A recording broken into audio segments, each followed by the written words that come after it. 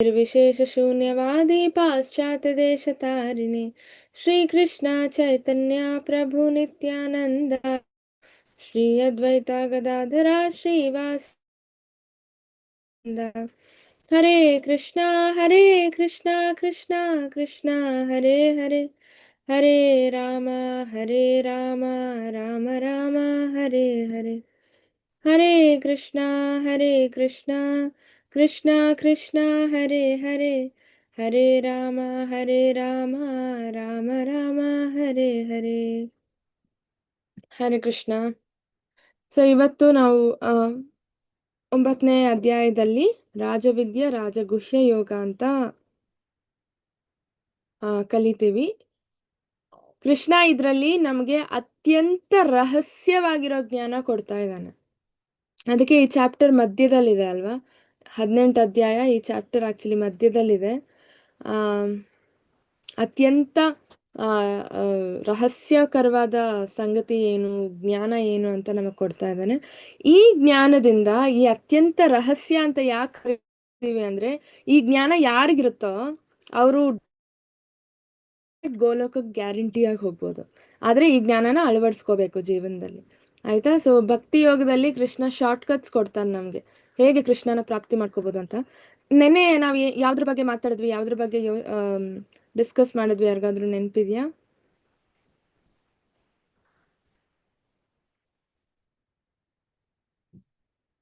Hare Krishna 8ನೇ chapter ಅಲ್ಲಿ ನಾವ್ ಏನ್ ಓದಿದ್ವಿ?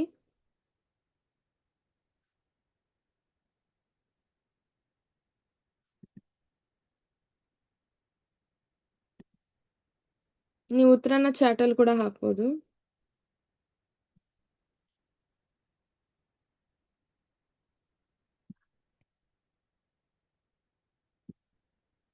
ಹರಿ ಬೋಲ್, ನನ್ಗೊಂದು ಉತ್ತರ ಸಿಕ್ತು ಚಾಟ್ ಅಲ್ಲಿ. ಹರಿ ಬೋಲ್, ವೆರಿ ನೈಸ್. ಸೊ ನಾವು ಹೇಗ್ ಸಾಯ್ಬೇಕು ಅಂತ ಕಲ್ತ್ವಿ ಅಲ್ವಾ? ಹೇಗ್ ಸಾಯ್ಬೇಕು, ಯಾವಾಗ್ಲೂ ಕೃಷ್ಣನ್ ಬಗ್ಗೆ ಯೋಚನೆ ಮಾಡ್ತಾ ಸಾಯ್ಬೇಕು. ಕೃಷ್ಣನ್ ಬಗ್ಗೆ ಮರಣ ಕಾಲದಲ್ಲಿ ಯೋಚನೆ ಬರ್ಬೇಕು ಅಂದ್ರೆ ಜೀವನ ಪೂರ್ತಿ ನಾವು ಕೃಷ್ಣನ್ ಬಗ್ಗೆ ಯೋಚನೆ ಮಾಡ್ಬೇಕು ಅಲ್ವಾ? ಸೊ ಅದನ್ನೇ ಭಕ್ತಿ ಯೋಗ ಅಂತ ಕರೆಯೋದು. ಭಕ್ತಿ ಯೋಗ ನಾವು ಯಾವಾಗ ಇಡೀ ಜೀವನ ನಾವು ಮಾಡ್ತೀವಿ, ಮರಣ ಕಾಲದಲ್ಲಿ ಡೆಫಿನೆಟ್ಲಿ ನಮಗೆ ಕೃಷ್ಣ ಯೋಚನೆ ಬರುತ್ತೆ. ಕೃಷ್ಣನ್ ಸ್ಮರಿಸ್ತಾ ಕೃಷ್ಣನ ಭಕ್ತಿ ಯೋಗ ಮಾಡ್ತಾ ಪ್ರಾಣ ಬಿಡ್ತೀವಿ. ಸೊ ಇವತ್ತು ಈ ಚಾಪ್ಟರ್ ಅಲ್ಲಿ ಕೃಷ್ಣ ನಮಗೆ ಅತ್ಯಂತ ರಹಸ್ಯಕರವಾದ ಸಂಗತಿ ಏನು ಅಂತ ಹೇಳ್ತಾನೆ. ಈ ಶಾರ್ಟ್ ಕಟ್ ನಾವು ಜೀವನದಲ್ಲಿ ಅಳವಡಿಸ್ಕೊಂಡ್ರೆ ಡೈರೆಕ್ಟ್ ಗೋಲೋಕಕ್ಕೆ ಹೋಗ್ಬೋದು. ಹೇಗೆ? ಶ್ರೀ ಭಗವಾನುವಾಚ ಇದಂ ತೇ ತು ಗುಹ್ಯತಮಂ ಪ್ರವಕ್ಷ್ಯಾಮಿ ಅನುಸೂಯವೇ ಜ್ಞಾನಂ ವಿಜ್ಞಾನ ಸಹಿತಂ ಯಜ್ಞಾತ್ವಾ ಮೋಕ್ಷಸಿ ಯಶುಭಾತ್. ಅನುವಾದ ಯಾರಾದ್ರೂ ಓದ್ತೀರಾ?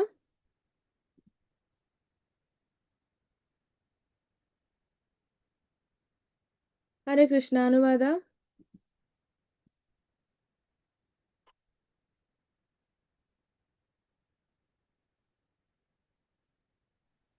ದೇವೋತ್ತಮ ಪುರುಷನು ಪರಮ ಪುರುಷನು ಹೀಗೆ ಹೇಳಿದನು, ಪ್ರಿಯ ಅರ್ಜುನನೇ, ನಿನಗೆ ನನ್ನ ವಿಷಯದಲ್ಲಿ ಎಂದು ಅಸೂಯೆ ಇಲ್ಲವಾದುದರಿಂದ ನಿನಗೆ ಈ ಗುಹ್ಯತಮ ಜ್ಞಾನವನ್ನು ಸಾಕ್ಷಾತ್ಕಾರವನ್ನು ತಿಳಿಸಿಕೊಡುತ್ತೇನೆ.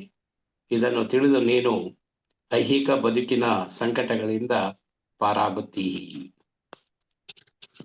ಹರಿಬೋಲ್, ಥ್ಯಾಂಕ್ ಯು ಪ್ರಭು. ಹರಿಬೋಲ್. ಸೊ ಏನ್ ಹೇಳ್ತಿದ್ದಾನೆ ಕೃಷ್ಣ ಇಲ್ಲಿ? ಇದು ಅತ್ಯಂತ ರಹಸ್ಯಕರವಾಗಿರೋ ಗುಹ್ಯ ಅಂದ್ರೆ ರಹಸ್ಯಕರವಾಗಿರೋ ಸಂಗತಿ. ನಾನು ಈ ಜ್ಞಾನ ನಿನಗ್ ಕೊಡ್ತೀನಿ. ಯಾಕೆ ಅಂದ್ರೆ ಆ ಜ್ಞಾನನ್ ಪಡ್ಕೊಳಕಿರೋ ಅರ್ಹತೆ ಏನಿರ್ಬೇಕು? ಅನಸೂಯ. ಕೃಷ್ಣನ್ ಮೇಲೆ ಅಸೂಯ ಪಡಬಾರ್ದು. ಅವನು ಎಷ್ಟು ಗ್ರೇಟ್ ಅಂತ ನಮ್ಗೆ ಈಗಾಗ್ಲೇ ತಿಳಿಸ್ಕೊಟ್ಟಿದ್ದಾನೆ. ನಾಳಿನ ಚಾಪ್ಟರ್ ಅಲ್ಲಿ ಇನ್ನೂ ಗ್ರೇಟ್ನೆಸ್ ತಿಳಿಸ್ಕೊಡ್ತಾನೆ, ವಿಭೂತಿ ಯೋಗ. ಆಯ್ತಾ? ಸೊ ಇವಾಗಾಗ್ಲೇ ನಮಗ್ ಗೊತ್ತಾಗಿದೆ ಕೃಷ್ಣ ಎಷ್ಟು ಗ್ರೇಟ್, ಅವನ ದೇವೋತ್ತಮ ಪರಮ ಪುರುಷ ಅಂತ. ಅಂತವನ್ ಮೇಲೆ ನಾವು ಅಸೂಯೆ ಪಡಬಾರ್ದು. ಇನ್ಫ್ಯಾಕ್ಟ್ ಅಸೂಯೆಗಿಂತ ನಾವ್ ಏನ್ ಪಡ್ಬೇಕು? ಪ್ರೀತಿ ತೋರಿಸ್ಬೇಕು ಕೃಷ್ಣನ್ಗೆ, ಅಲ್ವಾ? ಮರ್ಯಾದೆ ಜಾಸ್ತಿ ಆಗ್ಬೇಕು ಮೇಲೆ. ಅವನು ಎಷ್ಟು ದೊಡ್ಡವನು, ಅವನಿಗೆ ಶರಣಾಗೋದ್ರಿಂದ ನಾವು ಗೋಲೋಕ ಪ್ರಾಪ್ತಿ ಮಾಡ್ಕೋತೀವಿ, ಮೋಕ್ಷ ಪ್ರಾಪ್ತಿ ಆಗುತ್ತೆ ನಮಗೆ, ಅಲ್ವಾ? ಬರೀ ಶರಣ ಮಾತ್ರ ಆಗ್ಬೇಕು, ಇನ್ನೇನು ಅಸೂಯೆ ಅದೆಲ್ಲ ಪಡಬಾರ್ದು. ಅಲ್ವಾ? ಸೊ ಇಲ್ಲಿ ಹೇಳ್ತಿದ್ದಾನೆ ಅರ್ಜುನ, ನೀನ್ ನನ್ನ ಸ್ನೇಹಿತ ಆದ್ರಿಂದ ನೀನ್ ನನಗೆ ಅಸೂಯೆ ಪಡದೇ ಇರೋ ಕಾರಣ ಈ ಜ್ಞಾನವನ್ನ ನಾನ್ ನಿನಗ್ ಹೇಳ್ತಾ ಇದ್ದೀನಿ, ಕೇಳು ಅಂತ ಹೇಳ್ತಾನೆ. ನೀನ್ ಕೇಳಿಸ್ಕೊ ನೀಟಾಗಿ ಅಂತ ಹೇಳ್ತಾನೆ ಅಲ್ವಾ. ರಾಜವಿದ್ಯಾ ರಾಜಗುಹ್ಯಂ ಪವಿತ್ರಂ ಇದಮುತ್ತಮಂ ಪ್ರತ್ಯಕ್ಷವಗಮಂ ಧರ್ಮ್ಯಂ ಸುಸುಖಂ ಕರ್ತುಮವ್ಯಯಂ. ಸೊ ಇಲ್ಲಿ ಹೇಳ್ತಿದ್ದಾನೆ ಅರ್ಜುನ, ಇದು ಕೃಷ್ಣ ಹೇಳ್ತಿದ್ದಾನೆ, ಈ ಜ್ಞಾನ ನಾನು ಕೊಡ್ತಿರೋದು ರಾಜವಿದ್ಯೆ, ಅಂದ್ರೆ ಎಲ್ಲಾ ವಿದ್ಯೆಗಳಲ್ಲಿ ರಾಜ ಇದು, ಎಲ್ಲಾ ರಹಸ್ಯಗಳಲ್ಲಿ ರಾಜ ರಹಸ್ಯ ಇದು, ಪವಿತ್ರವಾಗಿರುತ್ತೆ ಈ ಜ್ಞಾನ ಅಲ್ವಾ. ಉತ್ತಮಂ ಇದಂ ಅಂದ್ರೆ ಇದಂ ಉತ್ತಮಂ, ಉತ್ತಮಂ ಅಂದ್ರೆ ಅತ್ಯಂತ ಪರಿಶುದ್ಧ ಜ್ಞಾನ ಮತ್ತು ಸಾಕ್ಷಾತ್ಕಾರದಿಂದ ಆತ್ಮದ ನೇರ ತಿಳುವಳಿಕೆಯನ್ನು ಕೊಡುವ ಜ್ಞಾನ ಇದು. ಸಾಕ್ಷಾತ್ಕಾರದಿಂದ ಆತ್ಮದ ನೇರ ತಿಳುವಳಿಕೆ ಅಂದ್ರೆ ನಾವು ಕಣ್ಣಿಗೆ ಕಾಣಿಸ್ ನಮಗೆ ಅಲ್ವಾ, ಸತ್ಯ ಏನು ಅಂತ ನಮಗೆ ಕಣ್ಣಿಗೆ ಯೋಗ. ಬೇರೆ ಯೋಗಗಳ ತರ ಅಲ್ಲ, ಭಕ್ತಿ ಯೋಗದಲ್ಲಿ ಕೃಷ್ಣನ ನಾವು ಮುಖಾಮುಖಿ ಭೇಟಿ ಆಗ್ತೀವಿ ಅಲ್ವಾ. ಸೊ ಕಣ್ಣಿಗೆ ಪ್ರತ್ಯಕ್ಷವಗಮಂ ಧರ್ಮ್ಯಂ. ಆಮೇಲೆ ಧರ್ಮ್ಯಂ ಅಂದ್ರೆ ಶಾಶ್ವತವಾದ ಮತ್ತು ಧರ್ಮದ ಪರಿಪೂರ್ಣ ಮಾರ್ಗ ಇದು ಅಲ್ವಾ. ಧರ್ಮದ ಪರಿಪೂರ್ಣ ಮಾರ್ಗ, ಎಷ್ಟೊಂದು ಧರ್ಮಗಳಿದೆ. 18ನೇ ಚಾಪ್ಟರ್ ಅಲ್ಲಿ ಕೃಷ್ಣ ಧರ್ಮದ ಬಗ್ಗೆ ಹೇಳ್ತಾನೆ. ಬಟ್ ಧರ್ಮದ ಪರಿಪೂರ್ಣ ಮಾರ್ಗ ನಮ್ಗೆ ಇದ್ರಲ್ಲಿ ಗೊತ್ತಾಗತ್ತೆ, ಈ ಚಾಪ್ಟರ್ ಅಲ್ಲಿ. ಇದು ಶಾಶ್ವತವಾದದ್ದು ಮತ್ತು ಸಂತೋಷದಿಂದ ಶಾಶ್ವತ ಅಲ್ವಾ ಇದು ಧರ್ಮ್ಯಂ. ಸುಸುಖಂ ಕರ್ತುಂ ಅವ್ಯಯಂ. ಅವ್ಯಯಂ ಅಂದ್ರೆ ಶಾಶ್ವತವಾಗಿರೋದು. ಈ ಫಲ ನಮ್ಗೆ ನಾವ್ ಅಕಸ್ಮಾತ್ ಕಂಪ್ಲೀಟ್ ಮಾಡ್ದಿರ ಸತ್ರು ನಮಗ್ ನೆಕ್ಸ್ಟ್ ಜನ್ಮದಲ್ಲಿ ನಾವ್ ಎಲ್ಲಿ ಸ್ಟಾಪ್ ಮಾಡಿರ್ತೀವಿ ಅಲ್ಲಿಂದ ನಾವು ಸ್ಟಾರ್ಟ್ ಮಾಡ್ತೀವಿ. ಸೊ ಇದು ಶಾಶ್ವತವಾದದ್ದು ಅಂದ್ರು. ಅಂಡ್ ಸುಸುಖಂ, ಸುಸುಖಂ ಅಂದ್ರೆ ಇದನ್ನ ಈಸಿಯಾಗಿ ನಾವು ಮಾಡ್ಬೋದು ಅಲ್ವಾ, ಈಸಿಯಾಗಿ ಮಾಡ್ಬೋದು. ಜಪ ಮಾಡೋದು ತುಂಬಾ ಈಸಿ. ಇನ್ನೇನು ದೇವರಿಗೆ ನೈವೇದ್ಯ ಮಾಡಿ ಪ್ರಸಾದ ತಿನ್ನೋದು, ಮಾಡೋದು ಅಲ್ವಾ, ಡಾನ್ಸ್ ಮಾಡೋದು, ಕೀರ್ತನ್ ಮಾಡೋದು ಎಷ್ಟು ಈಸಿ ಅಲ್ವಾ ಭಕ್ತಿ ಯೋಗ. ಸೊ ಇಷ್ಟೇ, ಬೇರೆ ಏನು ಇಲ್ಲ. ತಪಸ್ ಮಾಡೋದು ಇದು ಯಾವುದೂ ಇಲ್ಲ ಭಕ್ತಿ ಯೋಗದಲ್ಲಿ. ಇಲ್ಲಿ ಭಗವದ್ಗೀತೆಯನ್ನು ರಾಜವಿದ್ಯೆ ಎಂದು ಏಕೆ ಕರೆಯುತ್ತಾರೆ? ಯಾರಿಗಾದ್ರೂ ಉತ್ತರ ಗೊತ್ತಿದ್ಯಾ? ಯಾಕಿದು ರಾಜವಿದ್ಯೆ ಅಂತ ಕರಿತೀವಿ ನಾವು?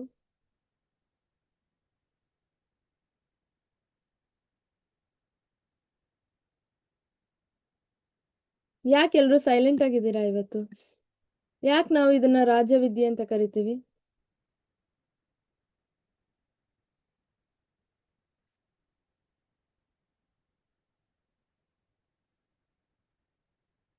ಓಕೆ, ಸೊ ಬೇಸಿಕ್ಲಿ ನಾವು ಯಾಕೆ ಇದನ್ನ ರಾಜವಿದ್ಯೆ ಅಂತ ಹೇಳಿ ಪ್ರಕಾಶ್ ಪ್ರಭು. ವಿದ್ಯೆಗಳಲ್ಲಿ ರಾಜವಿದ್ಯೆ ಇದು. ಆದ್ದರಿಂದ ಯಾಕೆ ಇದು ರಾಜವಿದ್ಯೆ? ಎಲ್ಲಾ ವಿದ್ಯೆಗಳಿಗಿಂತ ಇದು ಅದರಲ್ಲಿ ರಾಜವಿದ್ಯೆ. ಎಲ್ಲಾ ಗ್ರಂಥಗಳಿಗಿನ್ನ ಭಗವದ್ಗೀತೆ ಗ್ರಂಥ ಶ್ರೇಷ್ಠವಾದದ್ದು. ಹರಿಬೋಲ್, ವೆರಿ ನೈಸ್. ಹೌದು, ಇದು ಅತ್ಯಂತ ಶ್ರೇಷ್ಠವಾದದ್ದು. ಯಾಕೆ ಅಂದ್ರೆ ಇದು ನಮಗೆ ಮೋಕ್ಷ ಮಾರ್ಗ ಹೇಳ್ಕೊಡುತ್ತೆ ಅಲ್ವಾ. ಜೀವನದಲ್ಲಿರೋ ಎಲ್ಲಾ ಜಂಜಾಟಗಳಿಂದ ನಾವ್ ಹೇಗ್ ಆಚೆ ಬರ್ಬೇಕು, ಕರ್ಮದ ಪ್ರತಿಕ್ರಿಯೆಯಿಂದ ಹೇಗ್ ಆಚೆ ಬರ್ಬೋದು, ಕರ್ಮನೇ ಮೀರಿ ನಿಲ್ಬೋದು ನಾವು ಈ ವಿದ್ಯೆ ನಾವು ಕಲ್ತ್ಕೊಂಡ್ರೆ ಅಲ್ವಾ. ಅದಕ್ಕೆ ಇದನ್ನ ನಾವು ರಾಜವಿದ್ಯೆ ಅಂತ ಹೇಳ್ತೀವಿ. ಕೃಷ್ಣ ಹೇಳ್ತಾ ಹೋಗ್ತಾನೆ. ಇವಾಗ ತುಂಬಾ ಇಂಪಾರ್ಟೆಂಟ್ ಚಾಪ್ಟರ್ ಇದು. ಇಡೀ 18 ಚಾಪ್ಟರ್ಸ್ ಅಲ್ಲಿ 9th ಚಾಪ್ಟರ್ ತುಂಬಾ ಇಂಪಾರ್ಟೆಂಟ್ ಚಾಪ್ಟರ್. ಎಲ್ಲರೂ ನೀಟಾಗಿ ಅರ್ಥ ಮಾಡ್ಕೊಳ್ಳೋಣಂತೆ. ಅಶ್ರದ್ಧಾನ ಪುರುಷ ಧರ್ಮಸ್ಯಾಸ್ಯ ಪರಂತಪ ಅಪ್ರಾಪ್ಯ ಮಾಂ ನಿವರ್ತಂತೆ ಮೃತ್ಯು ಸಂಸಾರ ವರ್ತ್ಮನಾತ್. ಅನುವಾದ ಯಾರಾದ್ರೂ ಓದ್ತೀರಾ?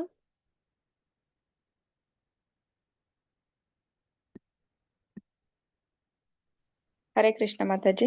ಹರೇ ಕೃಷ್ಣ ಮಾತಾಜಿ. ಶತ್ರು ಸಂಹಾರಕನಾದ ಅರ್ಜುನನೇ, ಈ ಭಕ್ತಿ ಸೇವೆಯಲ್ಲಿ ಶ್ರದ್ಧಾವಂತರಲ್ಲದವರು ನನ್ನನ್ನು ಪಡೆಯಲಾರರು.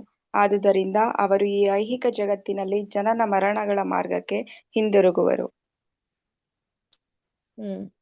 ಶತ್ರು ಸಂಹಾರಕನಾದ ಅರ್ಜುನನೇ, ಈ ಭಕ್ತಿ ಸೇವೆಯಲ್ಲಿ ಶ್ರದ್ಧಾವಂತರಲ್ಲದವರು ಅಲ್ವಾ. ಶ್ರದ್ಧೆ ಅಂದ್ರೆ ನಂಬಿಕೆ ಇರ್ಬೇಕು ಕೃಷ್ಣನ್ ಮೇಲೆ ಅಲ್ವಾ. ಸೊ ಅದು ಎಂಥ ನಂಬಿಕೆ? ತುಂಬಾ ಸ್ಟ್ರಾಂಗ್, ದೃಢವಾದ ನಂಬಿಕೆ ಇರ್ಬೇಕು ಕೃಷ್ಣನ್ ಮೇಲೆ ಅಲ್ವಾ. ಸೊ ನಂಬಿಕೆ ಇರೋವಾಗ ಮಾತ್ರ ನಾವು ಭಕ್ತಿ ಯೋಗದಲ್ಲಿ ಕೃಷ್ಣನ ಪಡಿಬಹುದು.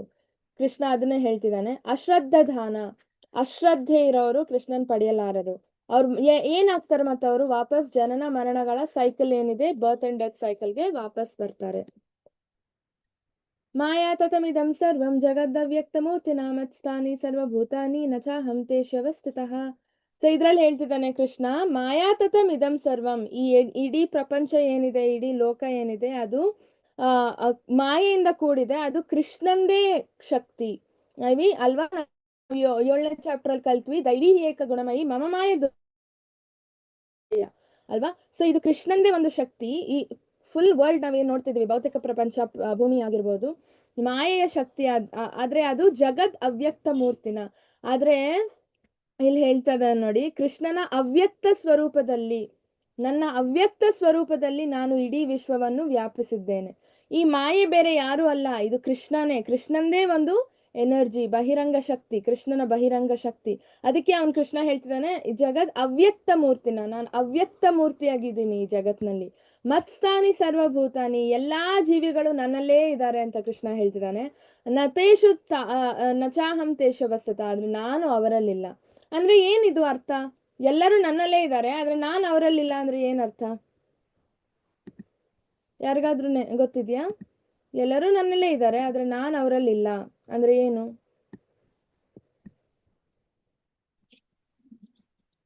ಹೇಳಿ ಮಾತಾಜಿ. ಮಾತಾಜಿ, ಕೃಷ್ಣನ ಜಪಿಸಿದ್ರೆ ಮಾತ್ರ ಕೃಷ್ಣ ನಮ್ಮಲ್ಲಿ ಇರ್ತಾರೆ. ಕೃಷ್ಣನ ಜಪಿಸಿದ್ರೆ ಮಾತ್ರ ಕೃಷ್ಣ ನಮ್ಮಲ್ಲಿ ಇರ್ತಾರೆ. ಇಲ್ಲ ಅಂದ್ರೆ ಯಾಕಿರಲ್ಲ? ಕೃಷ್ಣ ಎಲ್ಲಾ ಜೀವಿಗಳಲ್ಲೂ ಹೃದಯದಲ್ಲಿ, ನೆನ್ನೆ ನೋಡಿದ್ವಿ, ಹೃದಯೇಶು ಅರ್ಜುನ ತಿಷ್ಠತಿ, ಅರ್ಜುನ ಹೇಳ್ತಾನೆ ಕೃಷ್ಣ ಅಲ್ವಾ, ಹೃದಯದಲ್ಲಿ ನಾನು ಪರಮಾತ್ಮನ ಎಲ್ಲಾ ಜೀವಿಗಳಲ್ಲೂ ಇರ್ತೀನಿ ಅಂತ ಹೇಳ್ತಿದಾನಲ್ಲ. ಹಾಗಿದ್ರೆ ಯಾಕಿರಲ್ಲ ಕೃಷ್ಣ ನಮ್ಮೊಳಗೆ?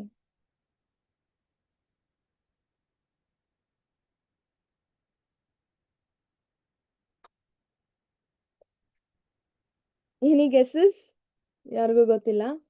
ಸೊ ಅವನ್ ಕೃಷ್ಣ ಏನ್ ಹೇಳ್ತಿದ್ದಾನೆ ಇದ್ರಲ್ಲಿ ಅಂದ್ರೆ, ನಮ್ಮ ಹೃದಯದಲ್ಲಿರೋ ಪರಮಾತ್ಮ ವಿಷ್ಣು ಸ್ವರೂಪ, ಕೃಷ್ಣ ಅಲ್ಲ ಅಲ್ವಾ, ಡೈರೆಕ್ಟ್ ಕೃಷ್ಣ ಅಲ್ಲ. ಸೊ ಇಡೀ ಜಗತ್ನಲ್ಲಿ ನಾವೇನೇನ್ ನೋಡ್ತಾ ಇದ್ದೀವಿ, ಇದು ಅಗೇನ್ ಕೃಷ್ಣನ ಅವ್ಯಕ್ತ ಸ್ವರೂಪ, ಡೈರೆಕ್ಟ್ ಕೃಷ್ಣ ಅಲ್ಲ. ಡೈರೆಕ್ಟ್ ಕೃಷ್ಣ ಎಲ್ಲಿರ್ತಾನೆ? ಗೋಲೋಕದಲ್ಲಿ ಇರ್ತಾನೆ. ಏನ್ ಮಾಡ್ತಿರ್ತಾನೆ? ಅವ್ರ ಫ್ರೆಂಡ್ಸ್ ಜೊತೆ ಆಟಾಡ್ತಿರ್ತಾನೆ, ಕಾಡಿಗೋಗಿ ಹಸುಗಳ ಜೊತೆ ಇರ್ತಾನೆ ಅಲ್ವಾ, ಇಲ್ಲ ಗೋಪಿಯರ್ ಜೊತೆ ಇರ್ತಾನೆ, ಅಥವಾ ಬೆಣ್ಣೆ ಇರ್ತಾನೆ. ಸೊ ಇದು ರಿಯಲ್ ಕೃಷ್ಣ ಅಲ್ವಾ. ಕೃಷ್ಣ ನಮ್ಗೆ ಮುಖಾಮುಖಿ ಬೇಕು, ಕೃಷ್ಣ ನಮ್ಗೆ ಪ್ರಾಪ್ತಿ ಆಗ್ಬೇಕು ಅಂದ್ರೆ ಗೋಲೋಕದಲ್ಲಿರೋ ಕೃಷ್ಣನ ನಾವು ಪ್ರಾಪ್ತಿ ಮಾಡ್ಕೋಬೇಕು. ಬೇರೆ ಎಲ್ಲಾ ಕಡೆ ವಿಷ್ಣು ಸ್ವರೂಪದಲ್ಲಿ ಇರ್ತಾನೆ, ಇಲ್ಲ ಮಾಯಾ ಸ್ವರೂಪದಲ್ಲಿ ಇರ್ತಾನೆ. ಇದನ್ನ ನಾವ್ ಅರ್ಥ ಮಾಡ್ಕೋಬೇಕು ಅಲ್ವಾ. ಸೊ ಅದಕ್ಕೆ ಕೃಷ್ಣ ಹೇಳ್ತಿದ್ದಾನೆ, ನಾನು ಅವರಲ್ಲಿಲ್ಲ. ಯಾಕಂದ್ರೆ ನಮ್ಮೊಳಗಿರೋದು ಪರಮಾತ್ಮ ವಿಷ್ಣು ಸ್ವರೂಪ, ಕೃಷ್ಣ ಸ್ವರೂಪ ಅಲ್ಲ. ಕೃಷ್ಣಂದೇ ಸ್ವರೂಪ, ಆದ್ರೆ ವಿಷ್ಣು ರೂಪದಲ್ಲಿ ಇರ್ತಾನೆ ಅಲ್ವಾ. ಸೊ ನಾವು ಮಾನ್ಯ ಮಾತಾಜಿ ಆಗ್ಲೇ ಹೇಳ್ದಾಗೆ, ನಾವ್ ಯಾವಾಗ ಜಪ ಮಾಡ್ತಾ ಹೋಗ್ತೀವಿ ಅಲ್ಲ, ಆವಾಗ ನಮ್ಗೆ ರಿಯಲ್ ಕೃಷ್ಣ ಮುಖಾಮುಖಿ ಭೇಟಿ ಆಗ್ಬೋದು ನಾವು ಅಲ್ವಾ. ಸೊ ಇದನ್ನ ನಾವ್ ಅರ್ಥ ಮಾಡ್ಕೋಬೇಕು. ಸೊ ಇಲ್ಲಿ ಇದು ಸೃಷ್ಟಿಯಲ್ಲಿ ಆದ್ರೂ ಕೃಷ್ಣ ಇಲ್ಲಿ ಮಾಯಾ ಸ್ವರೂಪದಲ್ಲಿದ್ರು ಎಲ್ಲಾ ಜಗತ್ತಲ್ಲಿರೋ ಸೃಷ್ಟಿ ಎಲ್ಲ ಕೃಷ್ಣನ್ ಮೇಲೆ ಅವಲಂಬಿಸಿರುತ್ತೆ ಅಲ್ವಾ, ಆಧರಿಸುತ್ತಿರುತ್ತೆ. ಇವಾಗ ನಮ್ಗೆ ಮಳೆ ಕೊಡೋದು ಇಂದ್ರದೇವ, ಆದ್ರೆ ಮಳೆ ಅವ್ನ್ ಬೀಳಿಸ್ಬೇಕು ಅಂದ್ರೆ ಅವನು ಕೃಷ್ಣನ್ಗೆ ಅಪ್ಲಿಕೇಶನ್ ಹಾಕ್ಬೇಕು, ಕೃಷ್ಣನ ಮಳೆ ಬೀಳಿಸ್ಬೇಕು, ನೀನು ಸ್ಯಾಂಕ್ಷನ್ ಮಾಡ್ತೀಯ, ಅವಾಗ ಕೃಷ್ಣ ಆಯ್ತು ಅಂತ ಹೇಳ್ತಾನೆ. ಅವಾಗ ಮಾತ್ರ ಅವ್ನು ನಮ್ಗೆ ಮಳೆ ಬೀಳ್ಸಕ್ ಸಾಧ್ಯ, ಇಲ್ಲ ಅಂದ್ರೆ ಮಳೆ ಬೀಳ್ಸಕ್ ಆಗಲ್ಲ ಅಲ್ವಾ. ಸೊ ಇಡೀ ಜಗತ್ತು ನಾವೇನ್ ನೋಡ್ತಾ ಇದೀವಿ, ಅದ್ರ ಏನೇ ಆಗಿರ್ಲಿ ಅಥವಾ ಅದರ ಮೂವ್ಮೆಂಟ್ಸ್ ಏನೇ ಆಗಿರ್ಲಿ, ಎಲ್ಲಾ ಕೃಷ್ಣನ ಆಧೀನದಲ್ಲಿರುತ್ತೆ. ನನ್ನ ಯೋಗ ಸಮೃದ್ಧಿಯನ್ನು ನೋಡು, ಈಗ ಹೇಳ್ತಿದ್ದಾನೆ ವಿಶ್ವರೂಪ ಸಂದರ್ಶನ ಯೋಗ 11ನೇ ಚಾಪ್ಟರ್ ಅಲ್ಲಿ ಕೃಷ್ಣ ಆಕ್ಚುಲಿ ತೋರಿಸ್ತಾನೆ, ಅವನ ಆದಿ ದೈವ ರೂಪವನ್ನ ತೋರಿಸ್ತಾನೆ. ಇಂದ್ರ, ಶಿವ, ಬ್ರಹ್ಮ ಎಲ್ಲ ಕೃಷ್ಣನಲ್ಲೇ ಇರ್ತಾರೆ ಅಲ್ವಾ. ಸೊ ಇಲ್ಲಿ ಹೇಳ್ತಿದ್ದಾನೆ, ಎಲ್ಲಾ ಜೀವಿಗಳ ಪಾಲಕನು ನಾನು, ಮತ್ತು ಎಲ್ಲಾ ಈ ಕಡೆ ಇರುವವನಾದರೂ ನನ್ನ ಈ ವಿಶ್ವದ ಅಭಿವ್ಯಕ್ತೆಯ ಭಾಗವಲ್ಲ, ಏಕೆಂದರೆ ನಾನೇ ಸೃಷ್ಟಿಯ ಮೂಲ ಅಂತ ಕೃಷ್ಣ ಹೇಳ್ತಿದ್ದಾನೆ ಇಲ್ಲಿ ಅಲ್ಲ. ಕೃಷ್ಣನೇ ಸೃಷ್ಟಿಯ ಮೂಲ ಆದ ಕಾರಣ ಕೃಷ್ಣ ಇದ್ರಲ್ಲಿ ಈ ಜಗತ್ತಿನ ಸೃಷ್ಟಿಯ ಒಳಗೆ ಒಬ್ನು ಅಂತ ನಾವು ಕರೆಯಕ್ಕಾಗಲ್ಲ. ಯಾಕಂದ್ರೆ ಇವಾಗ ಒಂದ್ ರಾಜ ಒಂದ್ ಸ್ಟೇಟಿಗೆ ರೂಲ್ಸ್ ಆದ್ರೆ ಆ ರಾಜ ಆ ರೂಲ್ಸ್ ನ ಮೀರಿರ್ತಾನೆ, ಆ ರೂಲ್ಸ್ ರಾಜನಿಗೆ ಅಪ್ಲೈ ಆಗಲ್ಲ, ಪ್ರಜೆಗಳಿಗೆ ಮಾತ್ರ ಅಪ್ಲೈ ಆಗುತ್ತೆ. ಅದನ್ನೇ ಕೃಷ್ಣ ಇಲ್ಲಿ ಹೇಳ್ತಾ ಇರೋದು.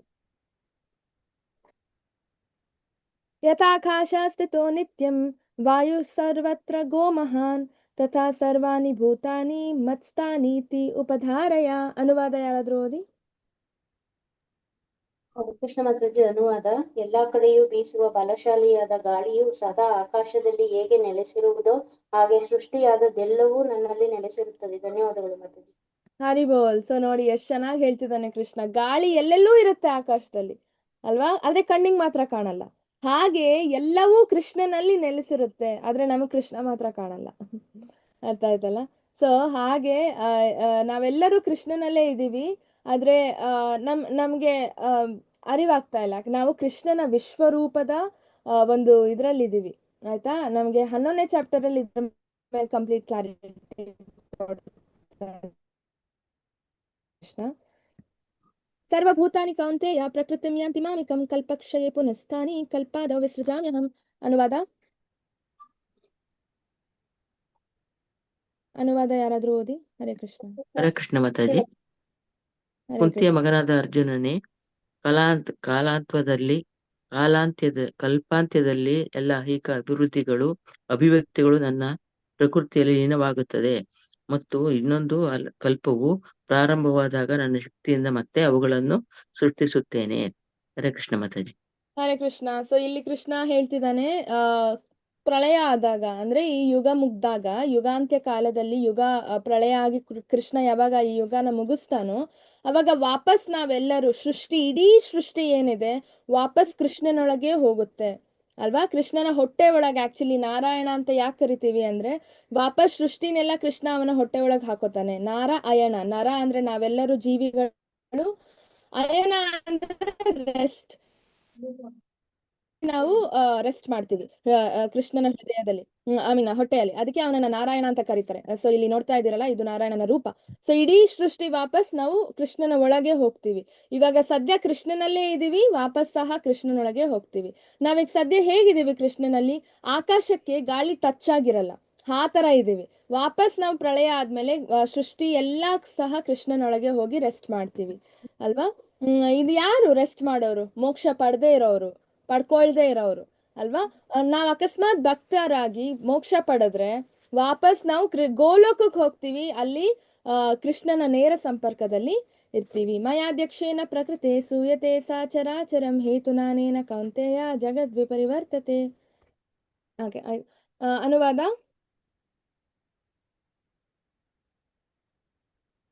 ಹರೇ ಕೃಷ್ಣ. ಹರೇ ಕೃಷ್ಣ ಮಾತಾಜಿ. ಈ ಕಡೆ ಇದು ನೋಡಕ್ಕಾಗಿಲ್ಲ. ಕೃಷ್ಣ ಅನುವಾದ ಏನಾದ್ರೂ ಓದಿ. ಹರೇ ಕೃಷ್ಣ ಮಾತಾಜಿ ಅನುವಾದ. ಕುಂತಿಯ ಮಗನಾದ ಅರ್ಜುನನೇ, ನನ್ನ ಶಕ್ತಿಗಳಲ್ಲಿ ಒಂದಾದ ಈ ಐಹಿಕ ಪ್ರಕೃತಿಯು ಎಲ್ಲಾ ಚರಾಚರ ವಸ್ತುಗಳನ್ನು ನನ್ನ ಅಪ್ಪಣೆಯಂತೆ ಸೃಷ್ಟಿಸಿ ಕೆಲಸ ಮಾಡುತ್ತದೆ. ಈ ಅಭಿವ್ಯಕ್ತಿಯು ಅದರ ನಿಯಮಕ್ಕೆ ಅನುಗುಣವಾಗಿ ಮತ್ತೆ ಮತ್ತೆ ಸೃಷ್ಟಿಯಾಗುತ್ತದೆ ಮತ್ತು ನಾಶವಾಗುತ್ತದೆ. ಧನ್ಯವಾದಗಳು ಮಾತಾಜಿ. Hare Krishna Mataji, thank you.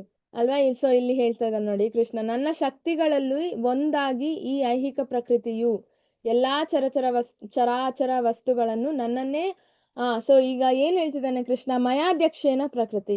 ಕೃಷ್ಣ ಈ ಪ್ರಕೃತಿಗೆ ಅವನೇ ಅಧ್ಯಕ್ಷ. ಅವನ್ ಹೇಳಿದಂತೆ ಈ ಪ್ರಕೃತಿ ಅಂದ್ರೆ ಮಾಯೆ ಫಂಕ್ಷನ್ ಮಾಡ್ತಾ ಹೋಗುತ್ತೆ ಅಲ್ವಾ. ಸೂಯತೆ ಸ ಚರಾಚರಂ, ಎಲ್ಲಾ ಚರ ಮತ್ತು ಅಚರ ವ್ಯಕ್ತಿಗಳಿಗೂ ಅಧಿಪತಿ ಯಾರು? ಕೃಷ್ಣ. ಹೇತು ನಾನೇನು ಕೌಂತೆಯ ಜಗದ್ ವಿಪರಿವರ್ತತೆ, ಅವನ ನಿರ್ದೇಶನದಲ್ಲಿ ಈ ಸೃಷ್ಟಿ ಆಗುತ್ತೆ, ಪ್ರಳಯ ಆಗುತ್ತೆ, ನಾಶ ಆಗುತ್ತೆ, ಮತ್ತೆ ಸೃಷ್ಟಿ ಆಗುತ್ತೆ, ನಾಶ ಆಗುತ್ತೆ. ನಾಶ ಆದಾಗ ಕೃಷ್ಣನೊಳಗೆ ನಾರಾಯಣನ ರೂಪದಲ್ಲಿ ಏನಿದೆ ನಾವು ಅದ್ರ ಒಳಗೆ ಹೋಗ್ತೀವಿ. ಮತ್ತೆ ನೆಕ್ಸ್ಟ್ ಸೃಷ್ಟಿ ಆದಾಗ ಮತ್ತೆ ನಾವೆಲ್ಲರೂ ಆಚೆ ಬರ್ತೀವಿ, ನಮ್ಗೆಲ್ಲರಿಗೂ ಒಂದ್ ರೂಪ ಸಿಗುತ್ತೆ, ಜನ್ಮ ಸಿಗುತ್ತೆ ಅಲ್ವಾ. ಪ್ರಪಂಚಗಳ ಸೃಷ್ಟಿ ಆಗುತ್ತೆ. ಮತ್ತೆ ನಾಶ ಆದಾಗ ವಾಪಸ್ ಎಲ್ಲಾನು ಸಹ ನಾರಾಯಣನ ಒಳಗೆ ಹೋಗುತ್ತೆ. ಸೊ ಈ ತರ ಸೈಕಲ್ಸ್ ಆಗ್ತಾನೆ ಇರುತ್ತೆ, ಸೃಷ್ಟಿ ನಾಶ. ಆಯ್ತಾ. ಸೊ ಯಾಕೆ ಈ ತರ ಮಾಡ್ತಾ ಇದ್ದಾನೆ ಕೃಷ್ಣ? ಪ್ರತಿ ಸರಿ ಯಾವಾಗ ಸೃಷ್ಟಿ ಮಾಡ್ತಾನಲ್ಲ ಈ ಪ್ರಪಂಚ, ಕೃಷ್ಣ ನಮ್ಗೊಂದ್ ಚಾನ್ಸ್ ಕೊಡ್ತಾ ಇದ್ದಾನೆ. ಓಕೆ, ಈ ಸರಿ ಸೃಷ್ಟಿಯಾದಾಗ ಅಟ್ಲೀಸ್ಟ್ ಇವರೆಲ್ಲರೂ ಭಕ್ತರಾಗಿ ನನ್ನ ಹತ್ರ ವಾಪಸ್ ಬರ್ತಾರೆ ಅಂತ ಚಾನ್ಸ್ ಕೊಡ್ತಾನೆ. ಆದ್ರೆ ನಾವೇನ್ ಮಾಡ್ತೀವಿ? ಪ್ರತಿ ಸೃಷ್ಟಿಯಲ್ಲೂ ಸಹ ಮತ್ತೆ ಮಾಯೆಗೆ ಸಿಲುಕಿ ಕೃಷ್ಣನ ಮರೆತು ಕೃಷ್ಣನ್ ಜಪ ಮಾಡ್ದಿರಾ ಮತ್ತೆ ವಾಪಸ್ ನಾವು ಕರ್ಮ ಬಂಧನಕ್ಕೆ ಒಳಗಾಗ್ತೀವಿ. ಜನನ ಮರಣ. ಅಲ್ವಾ? ಆಮೇಲೆ ಒಂದಿನ ಮತ್ತೆ ಪ್ರಳಯ ಆಗುತ್ತೆ, ಮತ್ತೆ ನಾವೆಲ್ಲ ಕೃಷ್ಣನೊಳಗೆ ಹೋಗ್ತೀವಿ, ನಾರಾಯಣನೊಳಗೆ ಹೋಗ್ತೀವಿ. ಆಮೇಲೆ ಏನಾಗುತ್ತೆ, ಮತ್ತೆ ಅವನು ಯಾವಾಗ್ಲಾದ್ರೂ ಸೃಷ್ಟಿ ಮಾಡಿದ್ರೆ ಒಂದ್ ಚಾನ್ಸ್ ಕೊಡೋಣ ಅಂತ. ಇದು ಹೇಗೆ ಅಂದ್ರೆ ಸೃಷ್ಟಿ ತಕ್ಷಣ ಸೃಷ್ಟಿ ಆಗುತ್ತೆ ಅಂತ ಇಲ್ಲ. ಕೃಷ್ಣ ಕರುಣೆ ತೋರಿಸ್ಬೇಕು, ಆಯ್ತು ಇವ್ರಿಗೊಂದು ಚಾನ್ಸ್ ಕೊಡೋಣಂತೆ ಮತ್ತೆ ಅಂತ. ಮತ್ತೆ ಚಾನ್ಸ್ ಕೊಡೋಣ ಅಂತ ಅವ್ನಿಗೆ ಯಾವಾಗ ಕನಿಕರ ಬರುತ್ತೆ ಅವಾಗ ಸೃಷ್ಟಿ ಮಾಡ್ತಾನೆ ಅಲ್ವಾ? ನಾವ್ ಇದನ್ನ ಏನ್ ಅನ್ಕೊಂಡ್ಬಿಟ್ಟಿದೀವಿ ಅಂದ್ರೆ we take it for granted ಅಂತ ಆಗೋಗ್ಬಿಟ್ಟಿದೆ ಅಲ್ವಾ? ಓ ಆಗುತ್ತೆ ಬಿಡು, ಮತ್ತೆ ಸೃಷ್ಟಿ ಆಗುತ್ತೆ, ಮತ್ತೆ ನಮ್ಗೊಂದ್ ದಿನ ಚಾನ್ಸ್ ಸಿಗುತ್ತೆ. ಇಲ್ಲ, ನಮ್ಗೂ ಆ ಬಯಕೆ ಇರ್ಬೇಕು. ನಾವು ಭಕ್ತರಾಗ್ಬೇಕು, ನಾವು ಮೋಕ್ಷ ಮಾರ್ಗದ ಕಡೆ ಹೋಗ್ಬೇಕು, ಕೃಷ್ಣನೊಳಗ್ ಹೋಗ್ಬೇಕು, ಕೃಷ್ಣನ ಹತ್ರ ಹೋಗ್ಬೇಕು ಅಂತ ನಮಗೂ ಇರ್ಬೇಕು ಅಲ್ವಾ? ಅವಾಗ್ಲೇ ಕೃಷ್ಣ ಅದಕ್ಕೆ ಸ್ಪಂದಿಸ್ತಾನೆ. ಸೊ ಇದನ್ನ ನಾವು ಅರ್ಥ ಮಾಡ್ಕೋಬೇಕು. ಕೃಷ್ಣನು ಮಾನವ ರೂಪದಲ್ಲಿ ಬಂದಾಗ ಮಾಯೆಯ ಪ್ರಭಾವಕ್ಕೆ ಒಳಗಾಗುತ್ತೇನೆಯೇ? ಆನ್ಸರ್ ಯಾರಿಗಾದ್ರೂ ಗೊತ್ತಿದ್ಯಾ? ಇಲ್ಲ ಮಾತಾಜಿ, ಆಗಲ್ಲ. ಆಗಲ್ಲ ಅಲ್ಲ? ಯಾಕೆ? ಯಾಕಂದ್ರೆ ಭಗವಂತ ಹಾ, ದೇವೋತ್ತಮ ಪರಮಪುರುಷ ಮಾಯೆಗಳ ದೇವೋತ್ತಮ ಪರಮಪುರುಷ. ಇದ್ ಮಾಡೋದೇ ಭಗವಂತ ಮಾತಾಜಿ, ಹಂಗಾಗಿ ಮಾಡ್ದವನೇ ಅವನು ಅಲ್ವಾ? ಮಾಯೆ ಯಾರು ಅಲ್ಲ, ಅವನ ಬಹಿರಂಗ ಶಕ್ತಿ. ಅವನ ಶಕ್ತಿನೇ ಅವನನ್ನ ಯಾರಾದ್ರೂ ಅವನನ್ನ ಸಿಲುಕ್ಸುತ್ತಾ? ಇಲ್ಲ ಅಲ್ವಾ? ಸೊ ಅವಜಾನತಿ ಮೂಢ ಮಾನುಷೀಂ ತನುಮಾಶ್ರಿತ ಪರಂ ಭಾವಂ ಅವಜಾನಾಥೋ ಮಮ ಭೂತ ಮಹೇಶ್ವರಂ. ಸೊ ಇಲ್ಲಿ ಹೇಳ್ತಿದ್ದಾರೆ ನೋಡಿ, ಅನುವಾದ ಓದಿ ಯಾರಾದ್ರೂ. ನಾನು ಮನುಷ್ಯ ರೂಪದಲ್ಲಿ ಇಳಿದು ಬಂದಾಗ ಮೂಢರು ನನ್ನನ್ನು ಅಪಹಾಸ್ಯ ಮಾಡುತ್ತಾರೆ. ಇರುವುದೆಲ್ಲದರ ಪ್ರಭುವು ನಾನೇ. ನನ್ನ ಈ ದಿವ್ಯ ಪ್ರಕೃತಿ ಅವರಿಗೆ ತಿಳಿಯದು. ಹರೇ ಕೃಷ್ಣ ಮಾತಾಜಿ. ಸೊ ಮನುಷ್ಯನ ರೂಪದಲ್ಲಿ ಕೃಷ್ಣ ಕಾಣಿಸ್ಕೊತಾನಲ್ಲ ದ್ವಾಪರ ಯುಗದಲ್ಲಿ. ಕೃಷ್ಣ ಬಂದಾಗ ನಾರ್ಮಲ್ ಮನುಷ್ಯ ಅಂತ ಅನ್ಕೊಂಡ್ವಿ ನಾವೆಲ್ಲರೂ. ಅದು ರೂಪ ಹಂಗ್ ಕಾಣಿಸ್ತಾ ಇತ್ತು ಆಗ್ಲಿ, ಅವನು ನಾರ್ಮಲ್ ಮನುಷ್ಯ ರೂಪದಲ್ಲಿ ಬಂದಿರ್ಲಿಲ್ಲ. ನಾವು ಆಲ್ರೆಡಿ ಡಿಫ್ರೆನ್ಸಸ್ ನೋಡಿದ್ವಿ ಅಲ್ಲ. ಅವನ ದೇಹ ಆಧ್ಯಾತ್ಮಿಕ ದೇಹ. ಅವನಿಗೆ ಚಾಕು ತಗೊಂಡ್ ಚುಚ್ಚಿದ್ರು ರಕ್ತ ಬರಲ್ಲ, ಅವನಿಗೆ ಹಸಿವಾಗಲ್ಲ. ಇದೆಲ್ಲ ಸುಮ್ನೆ ಏನೋ ನಮಗೆ ಆತರ ಭಾಸವಾಗ್ತಿತ್ತು. ಯೋಗಮಾಯ ರೂಪದಲ್ಲಿ ಬಂದಿದ್ದ ಕೃಷ್ಣ ಅಲ್ವಾ? ಸೊ ಮನುಷ್ಯನ್ ತರ ಕಾಣಿಸ್ಕೊಂಡಾಗ ಎಲ್ಲರೂ ಏನಂದ್ರು, ಓ ಇವನು ಆರ್ಡಿನರಿ ಮನುಷ್ಯರು ಅಲ್ವಾ? ಭಕ್ತರು ಮಾತ್ರ ಅವನನ್ನ ಆಕ್ಚುಲಿ ಕೃಷ್ಣ ಅಂತ ರೆಸ್ಪೆಕ್ಟ್ ಮಾಡಿದ್ರು, ದೇವ್ರು ಅಂತ ರೆಸ್ಪೆಕ್ಟ್ ಮಾಡಿದ್ರು. ನಾವು ನೋಡಿದ್ವಿ ಡಿಫ್ರೆನ್ಸ್ ಬಿಟ್ವೀನ್ ಇಲ್ಲಿ ಶಕುನಿ, ದುರ್ಯೋಧನ ಈ ತರದವರು, ಮತ್ತೆ ಡಿಫ್ರೆನ್ಸ್ ಬಿಟ್ವೀನ್ ಅರ್ಜುನ, ಪಾಂಡವರು. ಅವ್ರು ಯಾವ ತರ ಕೃಷ್ಣನ್ ನೋಡಿದ್ರು, ಇವರೆಲ್ಲ ಯಾವ ತರ ಕೃಷ್ಣನ್ ನೋಡಿದ್ರು ಅಲ್ವಾ? ಸೊ ದೈವೀಂ ಪ್ರಕೃತಿ ಅವರಿಗೆ ಗೊತ್ತಾಗ್ಲಿಲ್ಲ ಅಲ್ವಾ? ಬೇರೆ ಜನರಿಗೆ ಗೊತ್ತಾಗ್ಲಿಲ್ಲ. ಅಂತವ್ರು ಮೂಢರು ಅಂತ ಕರೀತಾರೆ ಅಲ್ವಾ? ಅಂತವ್ರನ್ನ ನಾವು ಮೂಢರು ಅಂತ ಕರಿತೀವಿ. ಮೋಘ ಕರ್ಮಾಣೋ ಮೋಘ ಜ್ಞಾನ ವಿಚೇತಸಃ ರಾಕ್ಷಸಿಂಹ ಪ್ರಕೃತಿ ಮೋಹಿನಂ ಸ್ಥಿರಃ. ಯಾರಾದ್ರೂ ಓದಿ ಅನುವಾದ. ಹೀಗೆ ದಿಗ್ಭ್ರಮಣೆಯಾದವರನ್ನು ರಾಕ್ಷಸಿ ಮತ್ತು ನಾಸ್ತಿಕ ಅಭಿಪ್ರಾಯಗಳು ಆಕರ್ಷಿಸುತ್ತವೆ. ಅವರ ಮುಖ್ಯ ಭರವಸೆಗಳು ಅವರ ಫಲಾಪೇಕ್ಷಿತ ಕರ್ಮ.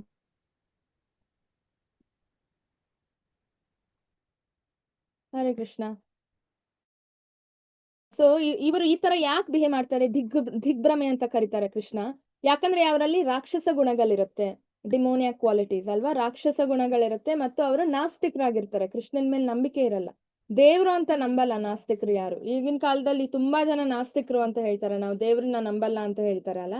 ಸೊ ಅಂತವ್ರು ಕೃಷ್ಣ ಕಣ್ಮುಂದೆ ಬಂದ್ರು ಕೂಡ ಅವ್ರಿಗೆ ಕಾಣಿಸಲ್ಲ. ಡೆಫಿನೆಟ್ಲಿ ಅವನ ದೈವೀಂ ಪ್ರಕೃತಿ ಏನಿದೆ ಅದು ಕಾಣಿಸಲ್ಲ ಅಲ್ವಾ? ಸೊ ಆ ಕಾರಣದಿಂದ ಅವರು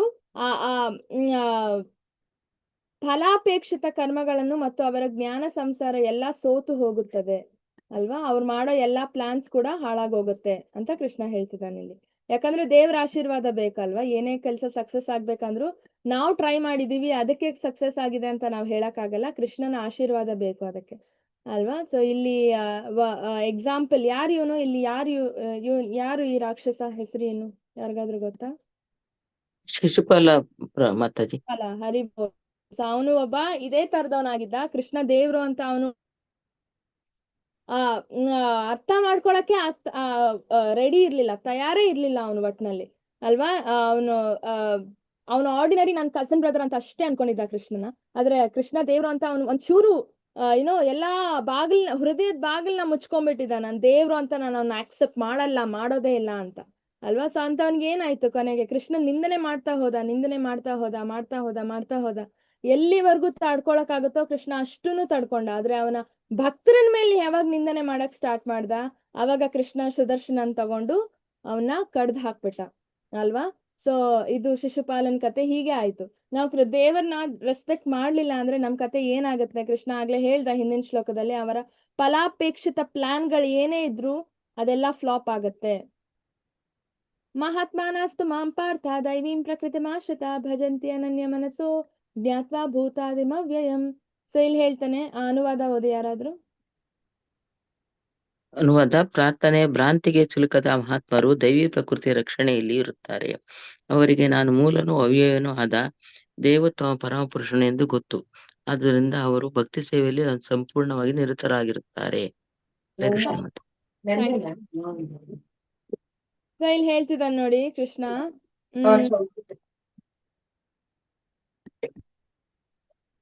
ಏನ್ ಹೇಳ್ತಿದ್ದಾನೆ ಇಲ್ಲಿ? ಮಹಾತ್ಮಾನಸ್ತು ಮಾಂ ಪಾರ್ಥ. ಆದ್ರೆ ಸೆಪರೇಟ್ ಕ್ಯಾಟಗರಿ ಮನುಷ್ಯರಿದ್ದಾರೆ ಇಲ್ಲಿ. ನಾವ್ ಇಷ್ಟುವರೆಗೂ ಓದಿದ್ದು ನಾಸ್ತಿಕರ ಬಗ್ಗೆ ಅಲ್ವಾ? ಕೃಷ್ಣ ಅಂದ್ರೆ ಏನು ಅಂತ ಅರ್ಥಕೊಳ್ಳಿಲ್ಲ ಅವ್ರು ಯಾರು. ಇಲ್ಲಿ ನಾವು ನೋಡ್ತಾ ಇರೋದು ಮಹಾತ್ಮರ ಬಗ್ಗೆ. ಮಹಾತ್ಮರು ಅಂತ ನಾವ್ ಯಾರನ್ನ ಕರಿತೀವಿ? ಗ್ರೇಟ್ ಡಿವೋಟೀಸ್ ನ ಕರಿತೀವಿ ನಾವು ಮಹಾತ್ಮರು ಅಂತ ಅಲ್ವಾ? ಶುದ್ಧ ಭಕ್ತರು, ದೊಡ್ಡ ಭಕ್ತರನ್ನ ನಾವು ಯಾವಾಗ್ಲೂ ಮಹಾತ್ಮರು ಅಂತ ಕರಿತೀವಿ. ಕೃಷ್ಣ ಕರಿತಿದ್ದಾನೆ.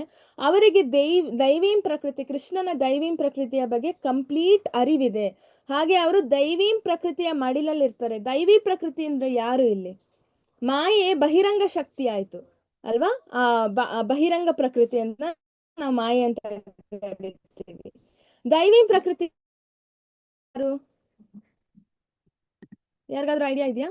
ದುರ್ಗಾದೇವಿ ಮಾಯೆ, ಬಹಿರಂಗ ಪ್ರಕೃತಿ ಅಂದ್ರೆ ಬಹಿರಂಗ ಶಕ್ತಿ. ಅವಳ ಹತ್ರ ಹೋದ್ರೆ ಕರ್ಮ ಸಿಕ್ಕಾಕೊಳ್ಳುತ್ತೆ. ಇಲ್ಲಿ ದೈವೀಂ ಪ್ರಕೃತಿ ಅಂದ್ರೆ ಯಾರು?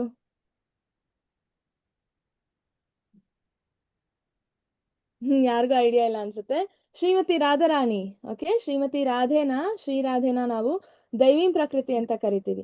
ನಾವ್ ಯಾವಾಗ ಭಕ್ತರಾಗ್ತೀವಿ ಅಲ್ಲ ಕೃಷ್ಣನ್ಗೆ, ಭಕ್ತರಾಗ್ತಾ ಹೋದಾಗ ಅಥವಾ ಭಕ್ತಿ ಮಾರ್ಗ ಹಿಡಿದಾಗ ಕೃಷ್ಣ ನಮ್ಮನ್ನ ಈ ದುರ್ಗಾದೇವಿಯ ಕಂಟ್ರೋಲ್ ಇಲ್ಲಿ ಏನಿದೀವಿ ನಾವು, ಮಾಯೆಯ ಕಂಟ್ರೋಲ್ ಇಂದ ತೆಗೆದು ನಮ್ಮನ್ನ ರಾಧಾರಾಣಿಯ ಮಡ್ಲಿಗೆ ಹಾಕ್ತಾನೆ.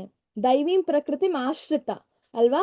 ಸೊ ಕೃಷ್ಣ ಅವನ ಇಂಟರ್ನಲ್ ಪೋಟೆನ್ಸಿ ಅಂದ್ರೆ ಅವನ ಅಂತರಂಗ ಶಕ್ತಿ ಏನಿದೆ, ಹ್ಲಾದಿನಿ ಶಕ್ತಿ, ರಾಧಾರಾಣಿ ಅಂತ ಕರಿತೀವಿ, ಅವಳ ಮಡ್ಲಿಗೆ ನಮ್ಮನ್ನ ಹಾಕ್ತಾನೆ. ಅಲ್ಲಿ ಟ್ರಾಪ್ ಮಾಡಲ್ಲ. ರಾಧಾರಾಣಿ ನಮ್ಮನ್ನ ತಾಯಿ ತರ ನೋಡ್ಕೋತಾಳೆ ಅಲ್ವಾ? ಸೊ ಇದು ಡಿಫ್ರೆನ್ಸ್ ಇಲ್ಲಿರೋದು. ಅಲ್ಲಿ ನಮಗೆ ಕೊಡ್ತಾ ರಾಧಾರಾಣಿ ನಮ್ಮನ್ನ ಇನ್ನಷ್ಟು ಮಾರ್ಗ ಭಕ್ತಿಯಲ್ಲಿ ಶುದ್ಧರಾಗ್ತಾ ಆಗೋ ಹಾಗೆ ಮಾಡ್ತಾಳೆ. ಅವಳ ಅನುಗ್ರಹ ಇಲ್ಲ ಅಂದ್ರೆ ನಮಗೆ ಕೃಷ್ಣ ಸಿಗಲ್ಲ ಅಲ್ವಾ? ಅವಳ ಅನುಗ್ರಹ ಇಲ್ಲ ಅಂದ್ರೆ ಕೃಷ್ಣ ಸಿಗಲ್ಲ. ಅವಳು ನಮ್ಮನ್ನ ತಾಯಿ ತರ ಭಕ್ತರನ್ನಾಗಿ ಹೇಗ್ ಮಾಡೋದು ಅಂತ ಅವಳು ನಮ್ಗೆ ಕೇರ್ ತಗೊಂತಾ ಹೋಗ್ತಾಳೆ ಅಲ್ವಾ? ಸೊ ಇದು ನಮಗ್ ಸಿಗೋ ಒಂದು ಅಡ್ವಾಂಟೇಜ್ ಆಯ್ತಾ? ಸೊ ಯಾಕೆ ಈ ತರ ಕೃಷ್ಣ ಸ್ಪೆಷಲ್ ಟ್ರೀಟ್ಮೆಂಟ್ ಕೊಡ್ತಾನೆ ಭಕ್ತರಿಗೆ ಅಂದ್ರೆ, ಅವರಿಗೆ ಕೃಷ್ಣನ ದೇವೋತ್ತಮ ಪರಮ ಪುರುಷನ ರೂಪ ಏನು ಅಂತ ಚೆನ್ನಾಗಿ ಅರ್ಥ ಆಗಿದೆ. ಅವ್ರಿಗೆ ಗೊತ್ತು ಕೃಷ್ಣ ಅಂದ್ರೆ ದ ಗ್ರೇಟ್, ಅವನು ದೇವೋತ್ತಮ ಪರಮ ಪುರುಷ, ಅವನೇ ಆದಿ ದೈವ ಅಂತ ಎಲ್ಲ ಅವರಿಗೆ ಗೊತ್ತು ಭಕ್ತರಾದಂಥವ್ರಿಗೆ. ಅದಕ್ಕೆ ಅವನಿಗೆ ಕಂಪ್ಲೀಟ್ ಭಕ್ತಿ ಸೇವೆಯಲ್ಲಿ ತೊಡಕೊಳ್ತಾರೆ ಅಲ್ವಾ? ಯಾರಾದ್ರೂ ತುಂಬಾ ಗ್ರೇಟ್ ಅಂತ ನಮಗ್ ಗೊತ್ತಾದಾಗ ನಾವ್ ಏನ್ ಮಾಡ್ತೀವಿ? ಅವ್ರಿಗೆ ಫ್ಯಾನ್ ಆಗ್ತೀವಿ ಅಲ್ವಾ? ಈಗ ಯಾರಾದ್ರೂ ದ ಸುಪ್ರೀಂ ಇದ್ರೆ ಈ ಭೌತಿಕ ಪ್ರಪಂಚದಲ್ಲಿ ದೊಡ್ಡ ಸಿಂಗರ್ ಆಗಿರ್ಬೋದು, ದೊಡ್ಡ ಫಿಲ್ಮ್ ಆಕ್ಟರ್ ಆಗಿರ್ಬೋದು, ಪ್ರೈಮ್ ಮಿನಿಸ್ಟರ್ ಆಗಿರ್ಬೋದು, ಯಾವುದೇ ಒಂದು ದೊಡ್ಡವರಿದ್ರೆ ನಾವೇನ್ ಮಾಡ್ತೀವಿ? ಅವ್ರು ತುಂಬಾ ಒಳ್ಳೆಯವರಾಗಿದ್ರೆ ಅಥವಾ ಅವ್ರು ತುಂಬಾ ಒಂದು ಎಲ್ಲರಿಗೂ ಸಹಾಯ ಮಾಡೋರ್ ತರ ಇದ್ರೆ ನಾವೇನ್ ಮಾಡ್ತೀವಿ? ಅವ್ರಿಗೆ ಫ್ಯಾನ್ ಆಗೋಗ್ತೀವಿ ಅಲ್ವಾ? ಫಾಲೋವರ್ ಆಗ್ತೀವಿ ಅಲ್ವಾ? ಸೊ ಆದ್ರೆ ಕೃಷ್ಣ ಆದ್ರೆ ಅಂತ ಸೆಲೆಬ್ರಿಟೀಸ್ ಈ ಭೂಮಿಗೆ ಮಾತ್ರ ಗೊತ್ತು. ಅವ್ರು ಚಂದ್ರಲೋಕಕ್ಕೆ ಹೋದ್ರೆ ಅವ್ರು ಯಾರು ಅಂತ ಯಾರಿಗೂ ಗೊತ್ತಿರಲ್ಲ, ಸೂರ್ಯ ಲೋಕಕ್ಕೆ ಹೋದ್ರೆ ಅವ್ರು ಯಾರು ಅಂತ ಯಾರಿಗೂ ಗೊತ್ತಿರಲ್ಲ. ಆದ್ರೆ ಕೃಷ್ಣ ಈ ಲೋಕಗಳನ್ನ ಕ್ರಿಯೇಟ್ ಮಾಡ್ದವನು, ದೇವೋತ್ತಮ ಪರಮ ಪುರುಷ. ಸೆಲೆಬ್ರಿಟೀಸಿಗೆ ನಮ್ಮ ಕಿಂಗ್ ಮೇಕರ್ ಕೃಷ್ಣ ಅಲ್ವಾ? ಕಿಂಗ್ ಅಲ್ಲ, ಕಿಂಗ್ ಮೇಕರ್ ಕೃಷ್ಣ. ಸೊ ಆದ ಕಾರಣ ಏನ್ ಮಾಡ್ತೀವಿ? ನಾವು ಅವನಿಗೆ ಕಂಪ್ಲೀಟ್ ಶರಣಾಗಿ ಭಕ್ತಿ ಸೇವೆ ಮಾಡ್ಬೇಕು. ಅವನ್ನ ನಾವು ಅತ್ಯಂತ ದೊಡ್ಡ ಸೆಲೆಬ್ರಿಟಿ ಅಂತ ತಗೊಂಡು ಅವನ್ನ ಫಾಲೋ ಮಾಡ್ಬೇಕು ಅಲ್ವಾ? ಅವನಿಗೆ ಫ್ಯಾನ್ ಆಗ್ಬೇಕು. ಸೊ ಆತರ ಮಾಡೋದೇ ಭಕ್ತಿ ಸೇವೆ. ಅದರಲ್ಲಿ ಸಂಪೂರ್ಣವಾಗಿ ತೊಡಕೊಂಡಿರ್ಬೇಕು, ನಿರಂತರವಾಗಿ, ಯಾವತ್ತೂ ಸ್ಟಾಪ್ ಮಾಡಬಾರ್ದು. ಅಂತವ್ರನ್ನ ಕೃಷ್ಣ ತಗೊಂಡೋಗಿ ರಾಧನ ಮಡ್ಲಿಗೆ ಹಾಕ್ತಾನೆ. ಅವಾಗ ನಾವು ತುಂಬಾ ಸೇಫ್ ಆಗಿ ಹೋಗ್ತೀವಿ. ಮಟೀರಿಯಲ್ ವರ್ಲ್ಡ್ ಏನೇ ನಡೀತಿದ್ರು ಈ ಭೌತಿಕ ಪ್ರಪಂಚದಲ್ಲಿ ನಮಗೆ ಅರಿವಾಗ್ತಾ ಹೋಗುತ್ತೆ, ನಮಗೆ ಕಾಣಿಸ್ತಾ ಹೋಗುತ್ತೆ ಚೇಂಜಸ್. ಜಪ ಮಾಡ್ತಾ ಮಾಡ್ತಾ ಮಾಡ್ತಾ ನೀವು 21 ಡೇಸ್ ಜಪ ಮಾಡಿದ್ಮೇಲೆ, 3 ಮಂತ್ಸ್ ಜಪ ಮಾಡಿದ್ಮೇಲೆ ಒಂದೊಂದು ಸ್ಟೇಜ್ಗೆ ನಿಮ್ಗೆ ಚೇಂಜಸ್ ಕಾಣಿಸ್ತಾ ಹೋಗುತ್ತೆ ಅಲ್ವಾ. ಮುಂಚೆ ನೀವ್ ಹೇಗಿದ್ರಿ, ಇವಾಗ ನೀವ್ ಹೇಗೆ ಆಗಿದ್ದೀರಾ, ಚೇಂಜಸ್ ನಿಮ್ಮಲ್ಲೇ ನಿಮ್ಗೆ ಕಾಣಿಸ್ತಾ ಹೋಗುತ್ತೆ. ಓಕೆ, ಅವಾಗ ನೀವ್ ಅನ್ಕೋಬೇಕು ರಾಧಾರಾಣಿ ನನ್ನನ್ನ ಕೇರ್ ತಗೋತಾ ಇದ್ದಾಳೆ ಅಂತ ನಿಮ್ಗೆ ಗೊತ್ತಾಗತ್ತೆ. ಸತತಂ ಕೀರ್ತಯಂತೋ ಮಾಂ ಯತಂತಶ್ಚ ದೃಢವ್ರತ ನಮಸ್ಯಾಂತಶ್ಚ ಮಾಂ ಭಕ್ತಿಂ ನಿತ್ಯಯುಕ್ತ ಉಪಾಸತೆ. ಸೊ ಇವಾಗ ಸತತಂ ಕೀರ್ತಯಂತೋ ಮಾಂ, ಭಕ್ತಿ ಹೇಗ್ ಮಾಡೋದು? ಲಾಸ್ಟ್ ಶ್ಲೋಕದಲ್ಲಿ ಕೃಷ್ಣ ಏನ್ ಹೇಳ್ತಾನೆ, ನಿರಂತರ ಭಕ್ತಿ ಸೇವೆ ಮಾಡ್ಬೇಕು ಅಂತ. ಈಗ ನಿರಂತರ ಸೇವೆ, ಭಕ್ತಿ ಸೇವೆ ಹೇಗ್ ಮಾಡೋದು, ಏನ್ ಮಾಡಿದ್ರೆ ನಮ್ಮನ್ನ ಭಕ್ತರು ಅಂತ ಕರೀತಾರೆ ಅಂತ ಹೇಳ್ತಾ ಇದ್ದಾನೆ ಕೃಷ್ಣ ಇಲ್ಲಿ. ಸತತಂ ಕೀರ್ತಯಂತೋ ಮಾಂ, ಯಾವಾಗ್ಲೂ ಕೃಷ್ಣನ್ ಬಗ್ಗೆ ಕೀರ್ತನೆ ಮಾಡ್ಬೇಕು. ಕೀರ್ತನೆ ಅಂದ್ರೆ ಏನು? ಜಪ ಮಾಡ್ಬೇಕು. ಹರೇ ಕೃಷ್ಣ ಮಹಾಮಂತ್ರದ ಜಪ ನಾವು ನಿರಂತರವಾಗಿ ಯಾವಾಗ್ಲೂ ಮಾಡ್ತಾನೆ ಇರ್ಬೇಕು ಅಲ್ವಾ. 1 ರೌಂಡ್ ನಾವ್ ಏನ್ ಮಾಡ್ತೀವಿ ಬೆಳಗ್ಗೆ, ಅದನ್ನ ಪ್ರಾಪರ್ ಜಪ ಅಂತ ಕರಿತೀವಿ. ಅದಾದ್ಮೇಲೆ ನಾವ್ ಏನಾದ್ರೂ ಮಾಡ್ತಿರುವಾಗ, ಟ್ರಾವೆಲಿಂಗ್ ಮಾಡ್ತಿರುವಾಗ ಅಥವಾ ಇನ್ನೆಲ್ಲಾದ್ರೂ ವಾಕಿಂಗ್ ಮಾಡ್ತಿರುವಾಗ, ಅಡ್ಗೆ ಮಾಡ್ತಿರುವಾಗ ಅಲ್ವಾ, ಸುಮ್ನೆ ಇದ್ರೆ ಅಲ್ವಾ, ಎಷ್ಟೊಂದು ಟ್ಯೂನ್ಸ್ ಅವೈಲೇಬಲ್ ಇದೆ ನಮ್ಗೆ ಯೂಟ್ಯೂಬ್ ಅಲ್ಲಿ. ಹರೇ ಕೃಷ್ಣ ಮಹಾಮಂತ್ರ ಟ್ಯೂನ್ ತರ ಹಾಡ್ತಾ ಇದ್ರೆ ಅದನ್ನ ಕೀರ್ತನೆ ಅಂತ ಆಗತ್ತೆ ಅಲ್ವಾ. ಅದನ್ನೇ ನಾವು ಕೀರ್ತನೆ ಅಂತ ಹೇಳೋದು. ಆತರ ಮಾಡಿದಾಗ ಏನಾಗತ್ತೆ, ನಾವ್ ಏನೇ ಯಾವ ಕೆಲಸ ಮಾಡ್ತಿದ್ರು ನಾವು ಆರಾಮಾಗಿ ಹಾಡ್ತಾ ಇರ್ಬೋದು, ನಾವೇ, ಒಬ್ರ ಕೇಳಿಸ್ಬೇಕಂತನೂ ಇಲ್ಲ. ಅವಾಗ ಸತತಂ ಕೀರ್ತಯಂತೋ ಮಾಂ ಅಂತ ಆಗತ್ತೆ. ಸದಾ ಕಾಲ ಕೀರ್ತನೆ ಮಾಡ್ಬೋದು ಕೃಷ್ಣನ. ಆತರ ಮಾಡ್ತಿರುವಾಗ ಮತ್ತು ದೃಢವ್ರತ, ದೃಢ ಸಂಕಲ್ಪದಿಂದ ಪ್ರಯತ್ನ ಮಾಡ್ತಿರ್ಬೇಕು. ಏನಾದ್ರೂ ಕಷ್ಟ ಬಂದ ತಕ್ಷಣ ಅಯ್ಯೋ ಈ ಭಕ್ತಿ ಯಾರು ಮಾಡ್ತಾರೆ, ಅಯ್ಯೋ ಇವಾಗ ನನ್ಗೆ ಇಂಪಾರ್ಟೆಂಟ್ ಮೀಟಿಂಗ್ ಇದೆ, ಲೇಟಾಗಿ ಎದ್ಬಿಟ್ಟೆ, ಜಪ ಯಾರು ಮಾಡ್ತಾರೆ, ಈ ತರ ಮಾಡ್ತಾ ಹೋದ್ರೆ ನಮ್ಮನ್ನ ಭಕ್ತರು ಅಂತ ಕರೆಯಲ್ಲ. ಏನೇ ಕಷ್ಟ ಬಂದ್ರು ಕೃಷ್ಣ ಫಸ್ಟ್ ಪ್ರಯಾರಿಟಿ ಕೊಡ್ಬೇಕು ನಾವು ಅಲ್ವಾ. ಸೊ ಅದನ್ನ ದೃಢ ಸಂಕಲ್ಪ ಅಂತ ಕರಿತೀವಿ. ಮತ್ತು ನನಗೆ ನಮಸ್ಕಾರವನ್ನು ಮಾಡುತ್ತಾ, ಅವನಿಗೆ ಯಾವಾಗ್ಲೂ ನಮಸ್ಕಾರ ಮಾಡ್ತಾ ಇರ್ಬೇಕು ಅಲ್ವಾ. ಕೃಷ್ಣನ ನಾವು ಇವಾಗ ನಮ್ಮ ಮನೆಯಲ್ಲಿ ದೇವ್ರ ಮನೆ ಹೋದ್ರೆ ನಮಸ್ಕಾರ ಮಾಡ್ಬೇಕು, ಪಾದ ಮುಟ್ಟಿ, ಅಂದ್ರೆ ನೆಲ ನಮಸ್ಕಾರ ಮಾಡ್ಬೇಕು ಅಲ್ವಾ. ನಿತ್ಯಯುಕ್ತ ಉಪಾಸತೆ, ಈ ತರ ಅವನ್ಗೆ ದಿನಾ ಅವನಿಗೆ ಪೂಜೆ ಮಾಡ್ಬೇಕು. ಈ ತರ ಯಾರು ಮಾಡ್ತಿರ್ತಾರೆ ಇಂಥವ್ರನ್ನ ಡಿವೋಟಿ ಅಂತ ಕರೀತಾರೆ, ಇಂಥವ್ರನ್ನೇ ಭಕ್ತರು ಅಂತ ಕರೀತಾರೆ. ನಾವ್ ಬೇರೆ ಏನ್ ಮಾಡ್ತಿದ್ರು ನಮ್ಮನ್ನ ಭಕ್ತರು ಅಂತ ಕರೆಯಲ್ಲ, ಆಯ್ತಾ. ಸೊ ಸತತಂ ಯಾವಾಗ್ಲೂ ಕೀರ್ತನೆ ಮಾಡ್ತಿರ್ಬೇಕು. ಅಂದ್ರೆ ಯಾವಾಗ್ಲೂ ಅಂದ್ರೆ ನಾವ್ ಈ ಸ್ಟೇಜ್ ಇವಾಗ್ಲೇ ರೀಚ್ ಆಗ್ಬೇಕು ಅಂತ ಇಲ್ಲ, ಬೇಬಿ ಸ್ಟೆಪ್ಸ್ ತಗೋತಾ ಹೋಗ್ಬೇಕು. Small steps. ಇವತ್ತು 1 ರೌಂಡ್ ಜಪ ಮಾಡ್ತೀನಿ, ನಾಳೆ 1 ರೌಂಡ್ ಜಪ ಮಾಡಿ 1 ಅವರ್ ಕೀರ್ತನೆ ಮಾಡ್ತೀನಿ, ಮತ್ತೆ ನಾಡಿದ್ದು 2 ರೌಂಡ್ ಜಪ ಮಾಡಿ 2 ಅವರ್ ಕೀರ್ತನೆ ಮಾಡ್ತೀನಿ. ಸೊ ಈ ತರ ನಾವು ಸ್ಟೇಜಸ್ ನಮ್ಗೆ ಸೆಟ್ ಮಾಡ್ಕೊಂಡು ನಮ್ಮ ಗೋಲ್ಸ್, ಮೈಲ್ ಸ್ಟೋನ್ಸ್ ನಾವೇ ಸೆಟ್ ಮಾಡ್ಕೊಂಡು ಈ ಸ್ಟೇಜಿಗೆ ಬರ್ಬೋದು. ಓಕೆ, ಸೊ ಇವಾಗ್ಲೇ ಬರ್ಬೇಕು ಅಂತ ಇಲ್ಲ. ಸೊ ಇಲ್ಲಿ ನೋಡಿ ಎಕ್ಸಾಂಪಲ್, ಈ ತರ ನಮ್ಮ ಇಸ್ಕಾನ್ ಮೂವ್ಮೆಂಟ್ ತುಂಬಾ ಈಸಿ. ಬರೀ ಅಡ್ಗೆ ಮಾಡೋದು, ದೇವರಿಗೆ ನೈವೇದ್ಯ ಮಾಡೋದು, ಪ್ರಸಾದ ಚೆನ್ನಾಗಿ ತಿನ್ನೋದು, ಕೀರ್ತನೆ ಚೆನ್ನಾಗಿ ಮಾಡೋದು, ಡಾನ್ಸ್ ಮಾಡೋದು ಆ ಟ್ಯೂನ್ಸ್ಗೆ ಅಲ್ವಾ, ದೇವಸ್ಥಾನಕ್ಕೆ ಹೋಗೋದು, ಭಕ್ತರ ಸಂಘದಲ್ಲಿ ಭಾಗವತಂ ಕೇಳೋದು, ಭಗವದ್ಗೀತೆ ಓದೋದು. ಈಗ ನಾವೆಲ್ಲ ಹೇಗ್ ಭಕ್ತರ ಸಂಘದಲ್ಲಿ ಕೇಳ್ತಾ ಇದೀವಿ, ನಾವೆಲ್ಲ ಯೋಚನೆ ಮಾಡ್ಬೋದಿತ್ತಲ್ಲ, ಅಯ್ಯೋ ಮನೇಲಿ ಒಬ್ಳೆ ಓದ್ತೀನಿ, ಬುಕ್ ಇದ್ರೆ ಸಾಕು, ಏನಕ್ಕೆ ನಾವು ಕ್ಲಾಸಿಗೆ ಬಂದು ಭಕ್ತರ ಸಂಘದಲ್ಲಿ ಕೇಳ್ತೀವಿ? ಯಾಕಂದ್ರೆ ಇದ್ರಲ್ಲಿರೋ ಅರ್ಥ ಮಾಡ್ಕೊಳ್ಳೋ ಪವರೇ ಬೇರೆ, ಇದು ಆ ಮಜಾ ಬೇರೆ ಅಲ್ವಾ. ಭಕ್ತರ ಸಂಘದಲ್ಲಿ ಇದ್ರೆ ನಮಗೆ ಭಕ್ತಿಯಲ್ಲಿ ನಾವು ಬೇಗ ಪ್ರೋಗ್ರೆಸ್ ಆಗ್ಬೋದು ಅಲ್ವಾ. ಆಮೇಲೆ ಇನ್ನೇನು, ಭಜನೆ ಹಾಡ್ತೀವಿ, ಡಾನ್ಸ್ ಮಾಡ್ತೀವಿ ಅಲ್ವಾ, ಇಷ್ಟೇ. ಟೆಂಪಲ್ಗೆ ಹೋಗ್ತೀವಿ, ಮನೆಗೆ ಬರ್ತೀವಿ, ಕೃಷ್ಣನ ಚೆನ್ನಾಗಿ ಡೆಕೋರೇಟ್ ಮಾಡ್ತೀವಿ ಅಲ್ವಾ. ಸೊ ಈಸಿ ಅಲ್ವಾ, ಏನು ಬೇರೆ ಕಷ್ಟ ಏನೂ ಇಲ್ಲ. ಸೊ ಇಲ್ಲಿ ನೋಡ್ಬೋದು ನೀವು ಎಷ್ಟು ಮಜವಾಗಿ ಎಲ್ಲರೂ ಇದ್ದಾರೆ ಅಲ್ವಾ. ಮಾತಾಜೀಸ್ ಇದ್ದಾರೆ, ಪ್ರಭು ಇದ್ದಾರೆ, ಎಷ್ಟು ಚೆನ್ನಾಗಿ ಡಾನ್ಸ್ ಮಾಡ್ಕೊಂಡು ಎಷ್ಟು ಚೆನ್ನಾಗಿ ಇರ್ಬೋದು ಅಲ್ವಾ ಭಕ್ತಿ ಸೇವೆ ಮಾಡಿದ್ರೆ. ಸೊ ಇಲ್ಲಿ ಕೃಷ್ಣ ಯಜ್ಞ ಬಗ್ಗೆ ಹೇಳ್ತಾನೆ. ಎಲ್ಲೋಯ್ತದೆ, ಅಹಂ ಕರ್ತುರ್ ಅಹಂ ಯಜ್ಞಂ ಸ್ವಭಾವಂ ಅಹಂ ಔಷಧಂ ಮಂತ್ರಾಹಂ ಅಹಂ ಏವಾಜ್ಞಂ ಅಹಂ ಅಗ್ನಿರ್ ಅಹಂ ಹುತ. ಅನುವಾದ ಯಾರಾದ್ರೂ ಓದಿ. ಹರೇ ಕೃಷ್ಣ ಮಾತಾಜಿ ಅನುವಾದ. ನಾನು ವೈದಿಕ ವಿಧಿ, ನಾನೇ ಯಜ್ಞ, ನಾನೇ ಪಿತೃಗಳಿಗೆ ಅರ್ಪಿಸುವ ಆಹುತಿ, ನಾನೇ ಔಷಧ ಮೂಲಿಕೆ, ನಾನೇ ಮಂತ್ರ, ನಾನೇ ಆಜ್ಯ, ನಾನೇ ಅಗ್ನಿ, ನಾನೇ ಹುತ. ಧನ್ಯವಾದಗಳು ಮಾತಾಜಿ. ಹರಿ ಬೋಲ್. ಸೊ ಈಗ ಒಂದು ಯಜ್ಞ ಕುಂಡ ನಾವು ತಗೊಂಡ್ರೆ, ಇಲ್ಲಿ ಫೋಟೋದಲ್ಲಿ ಕಾಣಿಸ್ತಿದೆ ನಿಮ್ಗೆ, ಬೆಂಕಿನೂ ಅವನೇ. ಕೃಷ್ಣ ಹೇಳ್ತಿದ್ದಾನೆ ನಾನೇ ಅಗ್ನಿ ನಾನೇ ಹುತ. ಅದಕ್ಕೆ ನಾವು ಆಹುತಿ ಏನ್ ಕೊಡ್ತೀವಿ ಅಲ್ಲ, ಕಾಳುಗಳಾಗಿರ್ಬೋದು, ತುಪ್ಪ ಆಗಿರ್ಬೋದು, ಅದೂನು ಕೃಷ್ಣನೇ ಅಲ್ವಾ. ಸೊ ನೋಡಿ ಎಷ್ಟ್ ಚೆನ್ನಾಗಿ ಹೇಳ್ತಿದ್ದಾನೆ, ನಾನೇ ಹುತ, ನಾನೇ ಅಗ್ನಿ, ನಾನೇ ಆಜ್ಞಾ ಅಲ್ವಾ, ನಾನೇ ಮಂತ್ರ. ನಾವು ಮಂತ್ರಗಳು ಹೇಳಿ ಆಹುತಿ ಕೊಡ್ತೀವಲ್ಲ, ಅದೂನು ಸಹ ಕೃಷ್ಣನೇ. ನಾನೇ ಔಷಧದ ಮೂಲಿಕೆ, ಔಷಧದ ಮೂಲಿಕೆ ಸಹ ಕೃಷ್ಣ ಅಂತ ಹೇಳ್ತಿದ್ದಾನೆ. ಪಿತೃಗಳಿಗೆ ಅರ್ಪಿಸುವ, ನಾವು ತಿಥಿ ಕಾರ್ಯಗಳು ಮಾಡಿದಾಗ ಊಟ ಕೊಡ್ತೀವಲ್ಲ ಪಿತೃಗಳಿಗೆ, ನಮ್ಮ ಹಿಂದಿನ ಕಾಲದವರಿಗೆ, ಪಿತೃಗಳು ಯಾರ್ಯಾರು ಈ ಭೂಮಿ ಮೇಲೆ ಇಲ್ಲ ಅವ್ರಿಗೆಲ್ಲ ನಾವು ಊಟ ಕೊಡ್ತೀವಲ್ಲ, ಆ ಊಟ ಕೂಡ ಕೃಷ್ಣನೇ ಅಂತ ಹೇಳ್ತಿದ್ದಾನೆ. ವೈದಿಕ ವಿಧಿ ಕೃಷ್ಣನೇ, ಪೂಜಾ ಮಾರ್ಗ ಏನಿದೆ ಅದೆಲ್ಲ ಕೃಷ್ಣನೇ, ಯಜ್ಞ ಕೃಷ್ಣನೇ ಅಲ್ವಾ. ನೋಡಿ ಎಷ್ಟು ಕೃಷ್ಣ ಅವನ ಬಗ್ಗೆ ಅವ್ನು ಯಾಕೆ ಇಷ್ಟೊಂದು ಹೇಳ್ಕೊತಿದ್ದಾನೆ ಎಲ್ಲಾ ಚಾಪ್ಟರ್ಸ್ ಅಲ್ಲೂ, ಯಾಕೆ ಅವನ ಬಗ್ಗೆ ಅವ್ನು ಹೇಳ್ಕೊತಿದ್ದಾನೆ, ಯಾರಿಗಾದ್ರೂ ಉತ್ತರ ಗೊತ್ತಾ? ನಮ್ ಬಗ್ಗೆ ನಾವು ಹೇಳ್ಕೊಂಡ್ರೆ ಏನಾಗ್ತಾರೆ ಜನ, ಓ ಏನ್ ಇಷ್ಟೊಂದು ತೋರಿಸ್ಕೊಂತಾ ಇದ್ದಾರೆ ಅಂತ ಹೇಳ್ತಾರೆ ಅಲ್ವಾ. ಬಟ್ ನಾವು ಕೃಷ್ಣ ಇಲ್ಲಿ ಅವನ ಬಗ್ಗೆ ಅವ್ನು ಹೇಳ್ಕೊತಿದ್ದಾನೆ, ಯಾಕೆ? ಹರೇ ಕೃಷ್ಣ ಮಾತಾಜಿ. ಹರೇ ಕೃಷ್ಣ. ಮಾತಾಜಿ, ನಾವು ಇವಾಗ ಕೃಷ್ಣನ್ ಬಗ್ಗೆ ತಿಳ್ಕೊಬೇಕು. ಯಾಕಂತ ಹೇಳಿದ್ರೆ ಕೃಷ್ಣನೇ ದೇವೋತ್ತಮ ಪರಮ ಪುರುಷ. ಆದ್ರಿಂದ ಪ್ರತಿಯೊಬ್ರು ಕೃಷ್ಣನ್ ಬಗ್ಗೆ ತಿಳ್ಕೊಂಡು ಗೋಲಕಕ್ಕೆ ಹೋಗ್ಬೇಕು ಅನ್ನೋದು ಕೃಷ್ಣನ ಇಚ್ಛೆ ಇರುತ್ತೆ ಮಾತಾಜಿ. ಇದರಿಂದ ಪ್ರತಿಯೊಬ್ಬರನ್ನು ನನ್ನ ಬಗ್ಗೆ ನಾನು ಹೇಳ್ತೀನಿ ಅಂತ ಹೇಳಿ ಅವ್ರು ಹೇಳ್ತಾ ಇದ್ದಾರೆ. ಹೆಚ್ಚು ನಮ್ಗೆ ಉಪದೇಶ ಮಾಡ್ತಾರೆ. ಹಾಯ್ ಬೋಲ್. ಬೇರೆ ಯಾವ್ದಾದ್ರು ಉತ್ತರ ಇದೆಯಾ ಯಾರಾದ್ರೂ? ಧನ್ಯವಾದಗಳು ಮಾತಾಜಿ.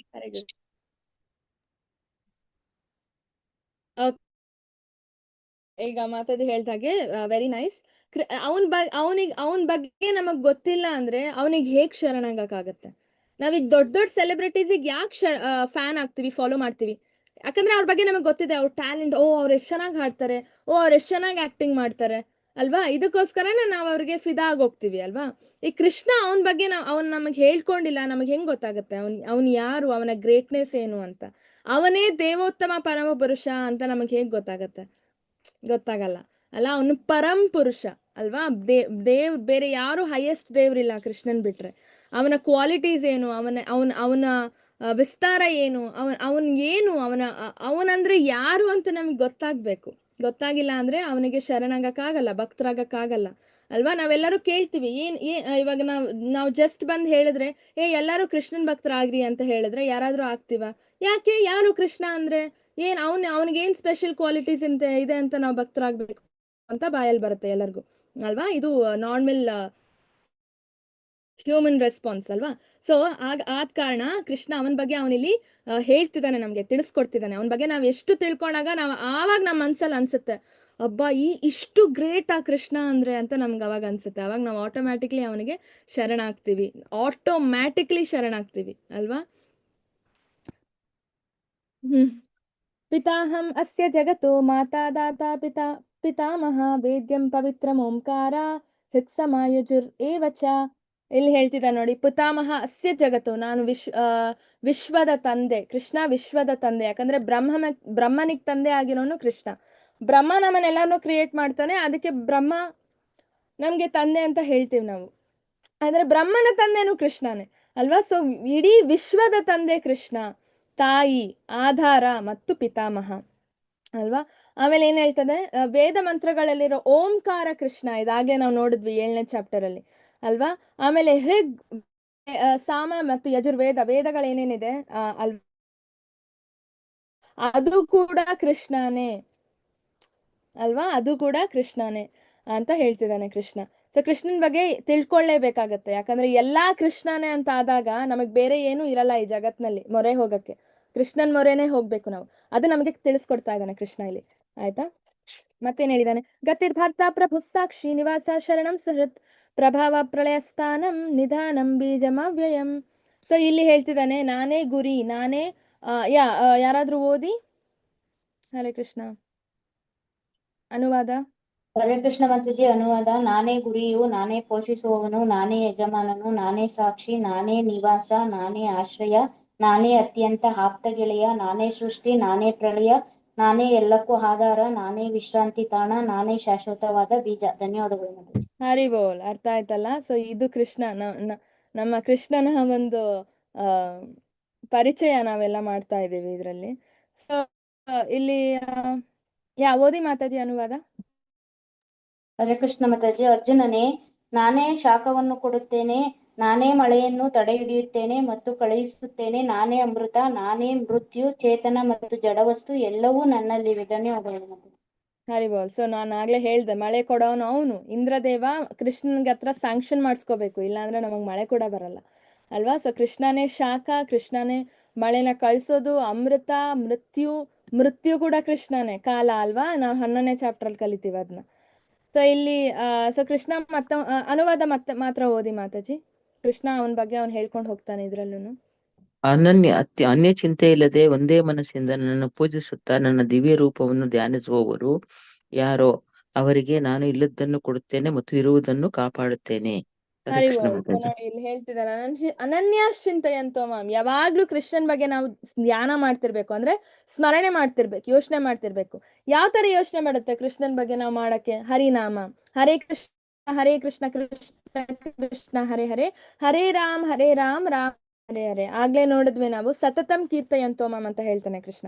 ಅನನ್ಯ ಅಂದ್ರೆ ಯಾವಾಗ್ಲೂ ಈ ತರ ಮಂತ್ರ ಜಪ ಮಾಡೋದ್ರಿಂದ ಅಥವಾ ಹಾಡೋದ್ರಿಂದ ನಾವ್ ಏನೇ ಕೆಲಸ ಮಾಡ್ತಿರ್ಬೋದು ಹಾಡ್ಕೊಂಡು ಹೋಗ್ಬೇಕು. ಜನ ಪರ್ಯುಪಾಸತೆ, ಅವನ ಪೂಜೆ ಮಾಡ್ಬೇಕು. ಕೃಷ್ಣನ್ ಫೋಟೋನ ಇಡಿ ದೇವ್ರ ಮನೆಯಲ್ಲಿ, ಇಲ್ಲ ಅಂದ್ರೆ ಅವನನ್ನ ಪೂಜೆ ಮಾಡಕ್ ಸ್ಟಾರ್ಟ್ ಮಾಡಿ. ಪೂಜೆ ಮಾಡೋದು ಅಂದ್ರೆ ಹೂವು ಇಡೋದು, ನೈವೇದ್ಯ ಮಾಡೋದು ಅಲ್ವಾ, ಅಡಿಗೆ ಮಾಡಿ ನೈವೇದ್ಯ ಮಾಡೋದು. ಈ ತರ ನಾವ್ ಯಾವಾಗ ಮಾಡ್ತೀವಿ, ತೇಷಾಂ ನಿತ್ಯಾಭಿಯುಕ್ತಾನಾಂ ಯೋಗಕ್ಷೇಮಂ ವಹಾಮ್ಯಹಂ. ನಮ್ಮ ಹತ್ರ ಏನಿಲ್ವೋ ಅದನ್ನ ಕೃಷ್ಣ ಕೊಡ್ತಾನೆ, ನಮ್ಮ ಹತ್ರ ಏನಿದೆಯೋ ಆಲ್ರೆಡಿ ಅದನ್ನ ಕೃಷ್ಣ ಕಾಪಾಡ್ತಾನೆ. ನಮ್ಮ ಹತ್ರ ಈಗ ಆಲ್ರೆಡಿ ದುಡ್ಡಿದ್ರೆ ಅದನ್ನ ಕೃಷ್ಣ ಕಾಪಾಡ್ತಾನೆ. ನಮ್ಮ ಹತ್ರ ಇಲ್ಲ ಅಂದ್ರೆ, ನಮಗೇನಾದ್ರೂ ಬೇಕು ಅಂದ್ರೆ ಕೃಷ್ಣ ಅದನ್ನ ಕೊಡ್ತಾನೆ. ಇನ್ನೇನ್ ಬೇಕು ನಮಗೆ? ನಮ್ಮ ಹತ್ರ ಏನಿಲ್ವೋ ಅದನ್ನ ಕೃಷ್ಣ ಕೊಡ್ತಾನೆ, ನಮ್ಮ ಹತ್ರ ಏನ್ ಆಲ್ರೆಡಿ ಇದೆಯೋ ಅದನ್ನ ಕೃಷ್ಣ ಕಾಪಾಡ್ಕೊಂಡು ಹೋಗ್ತಾನೆ. ಇನ್ನೇನು ಬೇಡ ಈ ಜಗತ್ನಲ್ಲಿ ನಮ್ಗಿರಕ್ಕೆ ಅಲ್ವಾ. ಇದು ಅಂದ್ರೆ ನಮ್ಗೆ ಬಡತನನೇ ಬರಲ್ಲ ಕೃಷ್ಣನ್ ಪೂಜೆ ಮಾಡಿದ್ರೆ. ಕೆಲವ್ರು ಹೇಳ್ತಾರಲ್ಲ, ಕೃಷ್ಣನ್ ಪೂಜೆ ಮಾಡಿದ್ರೆ ಬಡವರಾಗ್ಬಿಡ್ತಾರೆ. ಇಲ್ಲಿ ಕೃಷ್ಣ ಹೇಳ್ತಿದ್ದಾನೆ ಬಡತನ ನಾನು ನಿನ್ಗೆ ಅಂತ ಅಲ್ವಾ. ಸೊ ಇನ್ನೇನು ಬೇಡ ನಲ್ಲಿ ಇರಕ್ಕೆ ಅಲ್ವಾ. ಆರಾಮಾಗಿರ್ಬೋದು, ನಮ್ಗೆ ಏನೇನ್ ಬೇಕೋ ಎಲ್ಲಾ ಕೊಡ್ತಾನೆ ಅಲ್ವಾ. ಮಕ್ಳಿಲ್ಲ ಅಂದ್ರೆ ಮಕ್ಳನ್ನ ಕೊಡ್ತಾನೆ, ಮಕ್ಳು ಆಲ್ರೆಡಿ ಇದ್ರೆ ಮಕ್ಕಳನ್ನ ಚೆನ್ನಾಗಿ ನೋಡ್ಕೊಂಡು ಹೋಗ್ತಾನೆ ಕೃಷ್ಣ ಅಲ್ವಾ. ತತ್ರಂ ಪುಷ್ಪಂ ಫಲಂ ತೋಯಂ ಯೋ ಮೇ ಭಕ್ತ್ಯ ಪ್ರಯಚ್ಛತಿ ತದ್ದಹಂ ಅಭಕ್ತಿ ಉಪಹೃತಂ ಅಸ್ನಾಮಿ ಪ್ರಯತಾತ್ಮನಃ. ಸೊ ಇಲ್ಲಿ ನಾವು ಆವಾಗ್ಲೇ ಕೃಷ್ಣನ್ಗೆ ನೈವೇದ್ಯ ಮಾಡ್ಬೇಕು ಅಂತ ಹೇಳ್ತಿದ್ವಿ. ಏನ್ ನೈವೇದ್ಯ ಮಾಡ್ಬೇಕು ಅಂತ ಕೃಷ್ಣನೇ ನಮ್ಗೆ ಮೆನು ಕೊಡ್ತಿದ್ದಾನೆ. ಈ ಮೆನು ಐಟಮ್ಸ್ ಬಿಟ್ಟು ನಾವು ಬೇರೆ ಏನು ಇಡೋಂಗಿಲ್ಲ ಕೃಷ್ಣನ್ಗೆ. ಅಂದ್ರೆ ಪತ್ರಂ ಅಂದ್ರೆ ಇದು ಹಸಿ ಏನಂತಾರೆ, ಎಲೆ ತರಕಾರಿ ಏನೇನಿದೆ ಎಲ್ಲ ಇಡ್ಬೋದು ಕೃಷ್ಣನ್ಗೆ ಅಲ್ವಾ. ಸೊಪ್ಪು, ಎಲ್ಲಾ ತರದ ಸೊಪ್ಪುನು ಇಡ್ಬೋದು. ಪುಷ್ಪಂ, ಹೂನ ಇಡ್ಬೇಕು ದೇವರಿಗೆ ಪೂಜೆ ಮಾಡುವಾಗ. ಇಲ್ಲಿ ನೋಡಿ ಎಲ್ಲ ನೀಟಾಗಿ ಡೆಕೋರೇಷನ್ ಮಾಡಿದ್ದಾರೆ, ಹೂನ ಹಾರ ಹಾಕಿದ್ದಾರೆ ಅಲ್ವಾ. ಇದು ಅರ್ಪಿಸ್ಕೋತಾನೆ. ಜೊತೆಗೆ ತಿನ್ನೋ ಹೂ ಏನಿದೆ ಅದನ್ನೆಲ್ಲ ಇಡ್ಬೋದು, ಯಾವ್ದಾದ್ರು ಹೂ ತಿನ್ನೋ ತರ ಇದ್ರೆ ಅಲ್ವಾ. ಮತ್ತೆ ಫಲಂ ಅಂದ್ರೆ ಹಣ್ಣಂತ ಮಾತ್ರ ಆಗಲ್ಲ, ಅಕ್ಕಿ ಬೇಳೆ ಇದು ಕೂಡ ಅಂದ್ರೆ ಧಾನ್ಯ ಏನಿದೆ ಇದು ಕೂಡ ಫಲದ ಲೆಕ್ಕಕ್ಕೆ ಬರುತ್ತೆ. ಆಮೇಲೆ ಥೋಯಂ, ಇಷ್ಟನ್ನ ಬಿಟ್ಟು ಬೇರೆ ಏನಿಟ್ಟು ಕೃಷ್ಣ ತಗೊಳಲ್ಲ. ಮೊಟ್ಟೆ ಆಗಿರ್ಬೋದು ಅಥವಾ ಮಾಂಸ ಆಗಿರ್ಬೋದು. ಕೃಷ್ಣ ವೆಜಿಟೇರಿಯನ್, ಅವನಿಂದ ಯಾವ್ದನ್ನು ಮುಟ್ಟಲ್ಲ ಆಯ್ತಾ, ಇದು ಯಾವ್ದನ್ನು ಮುಟ್ಟಲ್ಲ. ಸೊ ಇದು ಮೆನು ಐಟಮ್ಸ್. ಇವಾಗ ಕೆಲವ್ರು ಕೇಳ್ತಾರಲ್ಲ, ಇಸ್ಕಾನ್ ಅವ್ರು ಯಾಕೆ ಬರೀ ವೆಜಿಟೇರಿಯನ್ ಅಂತಾರೆ ಅಂತ. ನಾವ್ ವೆಜಿಟೇರಿಯನ್ಸ್ ಅಲ್ಲ. ಕೃಷ್ಣ ಅಕಸ್ಮಾತ್ ಇದ್ರಲ್ಲಿ ನನ್ ಮೊಟ್ಟೆ ಇಡಿ ನಾನು ತಗೋತೀನಿ ಅಂತ ಕೊಟ್ಟಿದ್ರೆ ನಾವು ಮೊಟ್ಟೆನೂ ಇಡ್ತಾ ಇದ್ವಿ. ಮಾಂಸ ಇಡಿ ನಾನ್ ತಗೋತೀನಿ ಅಂತ ಹೇಳಿದ್ರೆ ನಾವು ಮಾಂಸಾಹಾರಿಗಳು ಆಗ್ತಾ ಇದ್ವಿ. ISKCON devotees vegetarian non vegetarian ಅಲ್ಲ, ಅವರು ಕೃಷ್ಣಟೇರಿಯನ್ ಅಂತ ಹೇಳಿದ್ದಾರೆ ಪ್ರಭುಪಾದ್. ಅಂದ್ರೆ ಕೃಷ್ಣನ ಪ್ರಸಾದ ಏನಿದೆ ಅದನ್ನ ನಾವು ಸ್ವೀಕರಿಸ್ತೀವಿ. ಅಕಸ್ಮಾತ್ ಇವಾಗ ಪಕ್ಕದಲ್ಲಿ ಯಾರೋ ಇಡ್ಲಿ ದೋಸೆ ಇಟ್ಟಿರ್ತಾರೆ, ಆದ್ರೆ ಅದು ಕೃಷ್ಣಂಗ್ ನೈವೇದ್ಯ ಆಗಿರಲ್ಲ, ಆದ್ರೆ ಅದು ವೆಜಿಟೇರಿಯನ್ ಅಲ್ವಾ ಇಡ್ಲಿ ದೋಸೆ, ಆದ್ರೆ ನಾವು ಮುಟ್ಟಲ್ಲ ಅದನ್ನ. ಯಾಕೆ ಅಂದ್ರೆ ಅದು ಕೃಷ್ಣನ್ ಪ್ರಸಾದ ಅಲ್ಲ. ಯಾವತ್ತು ನಾವು ಭೋಗನ್ ತಿನ್ಬಾರ್ದು, ಕೃಷ್ಣನ್ಗೆ ನೈವೇದ್ಯ ಮಾಡಿ ಆ ಪ್ರಸಾದನ್ ಮಾತ್ರ ನಾವು ತಗೋಬೇಕು ಅಲ್ವಾ. ಇದಾಗ್ಲೇ ನಾವು ಡಿಸ್ಕಸ್ ಮಾಡಿದ್ದೀವಿ ಹೇಗ್ ನೈವೇದ್ಯ ಮಾಡ್ಬೇಕು ಅಂತ ಅಲ್ವಾ. ಎಲ್ಲಾ ತಿನಿಸುಗಳ ಮೇಲೂ ಇದನ್ನ ಇಡ್ಬೇಕು, ಏನಂತಾರೆ, ತುಳಸಿ ಎಲೆ ಹಾಕ್ಬೇಕು. ಅದನ್ನ ನಾವು ನೈವೇದ್ಯ ಮಾಡ್ಬೇಕು. ಹರೇ ಕೃಷ್ಣ ಮಹಾಮಂತ್ರ, ಪಂಚತತ್ವ ಮಂತ್ರ 3 ಸರಿ ಹೇಳಿ ನೈವೇದ್ಯ ಮಾಡಿ, ಗಂಟೆ ಇದ್ರೆ ಗಂಟೆ ಬಾರಿಸಿ ಕೃಷ್ಣನ್ಗೆ ತಿನ್ನಕ್ ಸ್ವಲ್ಪ ಟೈಮ್ ಕೊಡ್ಬೇಕು, 10 ನಿಮಿಷ 15 ನಿಮಿಷ. ಅದಾದ್ಮೇಲೆ ವಾಪಸ್ ಹೋಗಿ ಆ ಪ್ಲೇಟ್ನ ತಗೊಂಡು ಆ ಪ್ಲೇಟಲ್ಲಿ ಇರೋದನ್ನ ನಾವು ಮೇನ್ ವೆಸಲ್ಗೆ ಟ್ರಾನ್ಸ್ಫರ್ ಮಾಡ್ಬೇಕು. ಇವಾಗ ಕೃಷ್ಣಂಗೆ ಅನ್ನ ಇಟ್ರೆ ಆ ಅನ್ನನ ನಾವು ಮನೇಲಿ ಅನ್ನ ಮಾಡಿರ್ತೀವಲ್ಲ, ಆ ಅನ್ನದೊಳಗೆ ಮಿಕ್ಸ್ ಮಾಡಿದಾಗ ಮಾತ್ರ ಅದು ಪ್ರಸಾದ ಆಗತ್ತೆ ಅದನ್ನ ನಾವು ಸ್ವೀಕಾರ ಮಾಡ್ಬೋದು. ಮಿಕ್ಸ್ ಮಾಡಿಲ್ಲ ಅಂದ್ರೆ ಅದು ಮತ್ತೆ ಪ್ರಸಾದ ಆಗಲ್ಲ ಅಲ್ವಾ. ಸೊ ಇದನ್ನ ಹೇಳಿದಾನೆ, ಕೃಷ್ಣನೇ ಹೇಳಿದಾನೆ, ಪತ್ರಂ ಪುಷ್ಪಂ ಫಲಂ ತೋಯಂ, ಈ 4 ಐಟಮ್ಸ್ ಮಾತ್ರ ನಾವು ಇಡ್ಬೋದು ಕೃಷ್ಣನ್ಗೆ ಅಲ್ವಾ. ಸೊ ಎಲ್ಲಾ ಧಾನ್ಯದಿಂದ ಮಾಡಿರೋ ಅಡಿಗೆ, ತರಕಾರಿ ಹಣ್ಣುಗಳಿಂದ ಮಾಡಿರೋ ಅಡಿಗೆ, ಮತ್ತೆ ಪತ್ರಂ ಎಲ್ಲ ಸೊಪ್ಪಿಂದ ಮಾಡಿರೋ ಅಡಿಗೆ, ಇದ್ರ ಜೊತೆಗೆ ಮಿಲ್ಕ್ ಅಂಡ್ ಮಿಲ್ಕ್ ಪ್ರಾಡಕ್ಟ್ಸ್ ಕೂಡ ಇಡ್ಬೇಕು. ಕೃಷ್ಣಂಗೆ ತುಂಬಾ ಇಷ್ಟ ಅಲ್ವಾ, ಹಾಲು, ಮೊಸರು, ಬೆಣ್ಣೆ, ತುಪ್ಪ ಇದೆಲ್ಲ ತುಂಬಾ ಇಷ್ಟ. ಸೊ ಇಷ್ಟು, ಆಮೇಲೆ ನೀರು ಥೋಯಂ ಅಲ್ವಾ. ಸೊ ಇಷ್ಟನ್ನ ನಾವು ಕೃಷ್ಣಂಗೆ ಇಟ್ಟು, ಇಲ್ಲಿ ನೋಡ್ಬೋದು ನೀವು ಚಿತ್ರದಲ್ಲಿ ಎಷ್ಟು ಐಟಮ್ಸ್ ಮಾಡಿಟ್ಟಿದ್ದಾರೆ ಅವರು ಅಂತ ಅಲ್ವಾ. ಸೊ ಇದನ್ನ ಇಡಕ್ ಬೇಕಾಗಿರೋ ಅರ್ಹತೆ ಏನು? ಭಕ್ತಿ. 2 ಸರಿ ರಿಪೀಟ್ ಆಗ್ತಿದೆ, ನೀವು ನೋಡ್ಬೋದು. ಒಂದ್ ವರ್ಡ್ ಭಕ್ತಿ ಭಕ್ತಿ ಭಕ್ತಿ ಭಕ್ತಿ. ಭಕ್ತ್ಯ ಅಂದ್ರೆ ನೀವು ಇಟ್ಟಿರೋ ಐಟಮ್ಸ್ ನ ಕೃಷ್ಣ ನೋಡಲ್ಲ, ಅವನಿಗೆ ಗೋಲೋಕದಲ್ಲಿ ಇದಕ್ಕಿಂತ ಜಾಸ್ತಿ ಐಟಮ್ಸ್ ಇಡ್ತಾರೆ ಆಯ್ತಾ. ಸೊ ಅವನ್ ಏನ್ ನೋಡ್ತಾನೆ? ಭಕ್ತಿ ನೋಡ್ತಾನೆ. ನೀವು ಭಕ್ತಿಯಿಂದ ಇಟ್ರೆ ಆ ಭಕ್ತಿನ ಕೃಷ್ಣ ಎಕ್ಸ್ಟ್ರಾಕ್ಟ್ ಮಾಡ್ತಾನೆ, ಐಟಮ್ಸ್ ಇಂದ ಭಕ್ತಿನ ಎಕ್ಸ್ಟ್ರಾಕ್ಟ್ ಮಾಡ್ತಾನೆ ಅಲ್ವಾ. ಸೊ ಅವಾಗ ನಾವು ಕೃಷ್ಣಂಗೆ ಹತ್ರ ಆಗ್ತಾ ಹೋಗ್ತೀವಿ. ಅವ್ನು ಯಾವಾಗ ನಮ್ಮ ಭಕ್ತಿನ ಎಕ್ಸ್ಟ್ರಾಕ್ಟ್ ಮಾಡಕ್ ಸ್ಟಾರ್ಟ್ ಮಾಡ್ತಾನೆ ನೈವೇದ್ಯದಿಂದ, ನಮ್ಮ ಕರ್ಮಗಳನ್ನ ಕೃಷ್ಣ ತಗೊಂಡು ನಮ್ಗೆ ಭಕ್ತಿನ ಕೊಡ್ತಾ ಹೋಗ್ತಾನೆ. ಸೊ ಇದು ವೆರಿ ವೆರಿ ಇಂಪಾರ್ಟೆಂಟ್. ಸೊ ಇಲ್ಲಿ ಹೇಳಿದಾನೆ ನೋಡಿ, ವಿತ್ ಲವ್, ಪ್ರೀತಿ ಮತ್ತು ಭಕ್ತಿಯಿಂದ ಅವನಿಗೆ ಕೊಡ್ಬೇಕು. ಈ ಸ್ಟೋರಿ ಒಂದಿದೆ, ಒಂದು ಚಿಕ್ಕ ಸ್ಟೋರಿ. ಐ ಥಿಂಕ್ ನಿಮ್ಮೆಲ್ಲರಿಗೂ ಗೊತ್ತಿದೆ ಅನ್ಸುತ್ತೆ. ನಾನು ಬೇಗ ಜಸ್ಟ್ ಚಿಕ್ಕದಾಗಿ ಹೇಳ್ತೀನಿ. ಒಂದ್ಸರ್ತಿ ಏನಾಗತ್ತೆ, ಒಂದು ಫ್ರೂಟ್ ಸೆಲ್ಲರ್ ಆಯ್ತಾ, ಒಂದು ಹಣ್ಣು ಮಾರೋವಳು ಬರ್ತಾಳೆ ಬೃಂದಾವನಕ್ಕೆ. ಅವಾಗ ನಂದ ಮಹಾರಾಜ ಮತ್ತೆ ಯಶೋಧ ಮಾತೆ ಅಲ್ಲೇ ನಿಂತಿರ್ತಾರೆ.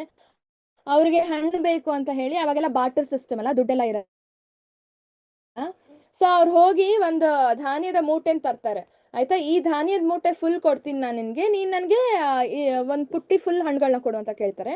ಆಯ್ತು ಅಂತ ಹೇಳಿ ಅವಳು ಧಾನ್ಯ ತಗೊಂಡು ಹಣ್ಣು ಕೊಡ್ತಾಳೆ. ಇದು ನೋಡ್ತಿರ್ತಾನೆ ಕೃಷ್ಣ ಅಲ್ಲೇ ನಿಂತ್ಕೊಂಡು. ಸೊ ಅವನಿಗೂ ಹಣ್ಣು ಬೇಕು ಅಂತ ಹೇಳಿ ಅವನೇನ್ ಮಾಡ್ತಾನೆ, ಇನ್ನೊಂದು ಧಾನ್ಯದ ಮೂಟೆ ಇರುತ್ತೆ ಅವ್ರ ಮನೆಯಲ್ಲಿ, ಅದರಿಂದ ಕೈಗೆ ಎಷ್ಟು ಸಿಗುತ್ತೋ ಅಷ್ಟೇ ಸ್ವಲ್ಪ ಧಾನ್ಯನ ತಗೋತಾನೆ. 2 ಕೈಯಲ್ಲಿ ಎಷ್ಟು ಹಿಡಿಯಕ್ಕಾಗುತ್ತೋ ಅಷ್ಟೇ. ಅದನ್ನ ಅಲ್ಲಿಂದ ಧಾನ್ಯದ ಮೂಟೆಯಿಂದ ಈ ಹಣ್ಣು ಮಾರೋಳ ಹತ್ರ ಬರೋವರೆಗೂ ಓಡ್ಕೊಂಡ್ ಬರ್ತಾನೆ ಅಲ್ಲ. ಪುಟ್ ಕೈ ಬರ್ತಾ ಇರುವಾಗ ಹಿಡ್ಕೊಂಡಿರೋ ಧಾನ್ಯ ಎಲ್ಲ ಬೀಳ್ತಾ ಹೋಗುತ್ತೆ ದಾರಿ ಉದ್ದಕ್ಕೂ. ಕೈಯಲ್ಲಿ 1-2-3 ಉಳಿಯುತ್ತೆ ಅಷ್ಟೇ. ಅದನ್ನೇ ತಗೊಂಡ್ ಬರ್ದು ಓಪನ್ ಮಾಡ್ತಾನೆ ಕೈ. ನಾನು ಧಾನ್ಯ ಕೊಡ್ತೀನಿ, ನನ್ಗೂ ಹಣ್ಣು ಕೊಡು ಅಂತ ಕೇಳ್ತಾನೆ ಕೃಷ್ಣ. ಅವಾಗ ಅವ್ನ್ ಕೈ ಓಪನ್ ಮಾಡಿದಾಗ 3-2 ಅಂಟಿರುತ್ತೆ ಕೈಗೆ. ಅವಳು ನೋಡ್ತಾಳೆ, ಈ ಹಣ್ಣು ಮಾರೋವಳು ತುಂಬಾ ಖುಷಿಯಾಗಿ ಹೋಗ್ತಾಳೆ. ಅವಳು ತುಂಬಾ ಕ್ಯೂಟ್ ಕಾಣಿಸ್ತಾ ಇರುತ್ತೆ ಇದೆಲ್ಲ. ಕೃಷ್ಣ ತುಂಬಾ ಕ್ಯೂಟ್ ಆಗಿ ಕಾಣಿಸ್ತಿರ್ತಾನೆ ಅವಳಿಗೆ. ಸೊ 2 ಅಂಟಿರೋ ಧಾನ್ಯ ತಗೊಂಡು ನನ್ಗೆ ಇಷ್ಟೇ ಸಾಕು ಅಂತ ಕೈ ತುಂಬಾ ಹಣ್ಣು ಕೊಡ್ತಾಳೆ. ನೋಡಿ ಎಷ್ಟು ಕೊಡ್ತಿದ್ದಾಳೆ ಅಲ್ವಾ. 1-2 ಅಲ್ಲ, ಕೊಡ್ತಾನೆ ಇರ್ತಾಳೆ ಅವ್ನಿಗೆ ಹಿಡ್ಕೊಳಕ್ ಆಗೋವರೆಗೂ. ಆವಾಗ ಅವಳು ಅಷ್ಟು ಪ್ರೀತಿಯಿಂದ ಏನೂ ಎಕ್ಸ್ಪೆಕ್ಟ್ ಮಾಡ್ಲಿಲ್ಲ ಅಲ್ವಾ.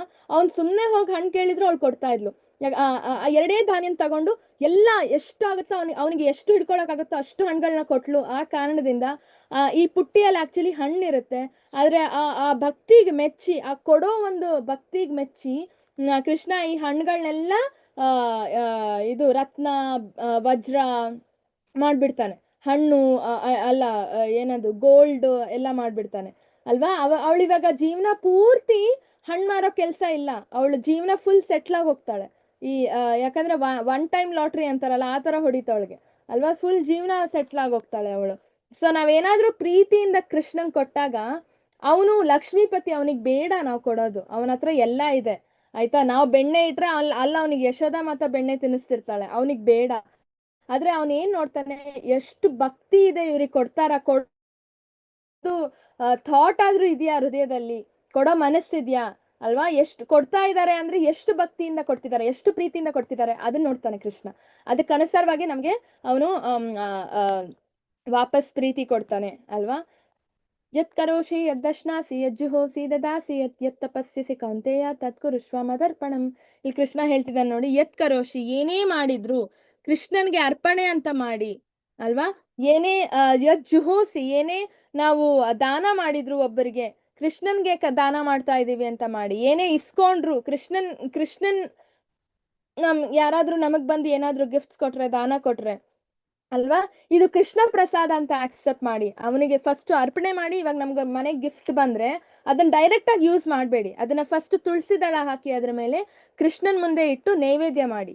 ಬರೀ ಊಟನ್ ಮಾತ್ರ ನೈವೇದ್ಯ ಮಾಡ್ಬೇಕು ಅಂತ ಇಲ್ಲ. ಬಟ್ಟೆ ಆಗಿರ್ಬೋದು, ಯಾವುದೇ ಗಿಫ್ಟ್ ಆಗಿರ್ಬೋದು, ಫಸ್ಟ್ ದೇವ್ರ ಮುಂದೆ ತುಳಸಿ ದಳ ಹಾಕಿ ಕೃಷ್ಣನ್ ನೈವೇದ್ಯ ಮಾಡಿ, ನೀನಪ್ಪ ಇದನ್ನ ಎಂಜಾಯ್ ಮಾಡೋದು ಅಂತ ಹೇಳಿ ಆಮೇಲೆ ಅದನ್ನ ನಾವು ತಗೊಂಡು ನಾವು ಉಪಯೋಗಿಸ್ಬೋದು ಅಲ್ವಾ. ಸೊ ಇದನ್ನ ಹೇಳ್ತಿರೋದು, ಎತ್ ಕರೋಶಿ ಏನ್ ಮಾಡಿದ್ರು, ಎದ್ ದಶನಾಸಿ ಏನ್ ತಿಂದ್ರು, ಎಜ್ಜು ಹೋಸಿ ಅಲ್ವಾ, ಏನೇ ತಗೊಂಡ್ರು, ಎದ್ ದದಾಸಿ ಏನೇ ನಾವ್ ಇನ್ನೊಬ್ರಿಗೆ ಕೊಟ್ರು ಚಾರಿಟಿಯಲ್ಲಿ, ಎತ್ ತಪಸ್ಸಿಸಿ ನಾವ್ ಏನೇ ತಪಸ್ ಮಾಡಿದ್ರು ಅಲ್ವಾ, ಎಲ್ಲಾನು ಕೃಷ್ಣಂಗೆ ಕಾಣಿಕೆ ಅಂತ ಹೇಳಿ ಮಾಡಿ ಅಲ್ವಾ, ಕಾಣಿಕೆಯಾಗಿ ಅವನಿಗೆ ಅರ್ಪಣೆ ಮಾಡಿ ಅವಾಗ ನಮಗೆ ಕರ್ಮ ಸುತ್ಕೊಳ್ಳಲ್ಲ, ನಾವು ಭಕ್ತಿ ಸೇವೆ ಮಾಡ್ತೀವಿ ಜೀವನದಲ್ಲಿ. ಎಷ್ಟು ಈಸಿ, ನಾನು ಅದಕ್ಕೆ ಹೇಳಿದ್ದು ಭಕ್ತಿ ಸೇವೆ ತುಂಬಾ ಈಸಿ, ತಪಸ್ ಮಾಡೋ ಕೆಲಸ ಇಲ್ಲ. ಅಂಡ್ ಕೃಷ್ಣಂಗೆ ಅತ್ಯಂತ ಪ್ರಿಯವಾಗಿರೋದು ಭಕ್ತಿ ಸೇವೆ ಅಲ್ವಾ. ಅವನಿಗೆ ಯಾವ್ದು ಪ್ರಿಯನೋ ನಾವು ಅದನ್ನ ಮಾಡಿದ್ರೆ ಅವನಿಗೆ ನಾವು ಬೇಗ ಪ್ರಿಯರಾಗಿ ಹೋಗ್ತೀವಿ ಅಲ್ವಾ. ಸೊ ತುಂಬಾ ಈಸಿ ಭಕ್ತಿ ಸೇವೆ. ಸಮೋಹಂ ಸರ್ವಭೂತೇಷು ನಮೇ ಬೇಕ್ಷ್ಯಸ್ತಿನ ಪ್ರಿಯ ಯೇ ಭಜಂತಿ ತು ಮಾಂ ಭಕ್ತ್ಯ ಮೈ ತೇಷು ಚಾಪ್ಯಹಂ. ಸೊ ಇಲ್ಲಿ ಏನ್ ಹೇಳ್ತಿದ್ದಾನೆ ಕೃಷ್ಣ, ಸಮೋಹಂ ಸರ್ವಭೂತೇಷು, ನಾನು ಯಾರಿಗೂ ಪಾರ್ಶಿಯಾಲಿಟಿ ಮಾಡಲ್ಲ, ನಾನು ಎಲ್ಲರನ್ನೂ ಸಮವಾಗಿ ನೋಡ್ತೀನಿ. ಆದ್ರೆ ನಾನು ಯಾರನ್ನು ದ್ವೇಷಿಸಲ್ಲ, ನಾನು ಯಾರನ್ನು ಪ್ರೀತಿಸಲ್ಲ, ನಾನು ಎಲ್ಲರನ್ನೂ ಸಮವಾಗಿ ನೋಡ್ತೀನಿ. ಆದ್ರೆ ನನ್ನ ಭಕ್ತರಿಗೆ ನಾನು ಯಾವಾಗ್ಲೂ ಪ್ರಿಯ ಸ್ನೇಹಿತ, ನನ್ನ ಭಕ್ತರು ಅಂದ್ರೆ ನಾನು ತುಂಬಾ ಪ್ರೀತಿಸ್ತೀನಿ, ಎಕ್ಸ್ಟ್ರಾ ಪ್ರೀತಿ ನನ್ನ ಭಕ್ತರಿಗೆ ಕೊಡ್ತೀನಿ ಅಂತ ಕೃಷ್ಣ ಹೇಳ್ತಿದ್ದಾನೆ ಇಲ್ಲಿ. ಇವಾಗ ನಿಮ್ಗೆಲ್ಲರಿಗೂ ಒಂದ್ ಪ್ರಶ್ನೆ, ಕೃಷ್ಣ ದೇವ್ರಲ್ಲ, ಅವನ್ ಎಲ್ಲರಿಗೂ ಸಮಾನ ಧರ್ಮದಿಂದ ನೋಡ್ಬೇಕು. ಆದ್ರೆ ಇಲ್ಲಿ ಅವನ್ ಏನ್ ಹೇಳ್ತಿದ್ದಾನೆ, ಭಕ್ತರನ್ ಮಾತ್ರ ನಾನು ಸ್ವಲ್ಪ ಪಕ್ಷಪಾತ ಮಾಡ್ತೀನಿ ಅಂತ ಕೃಷ್ಣನೇ ಹೇಳಿ ಒಪ್ಕೋತಾ ಇದ್ದಾನೆ. ಯಾಕೆ?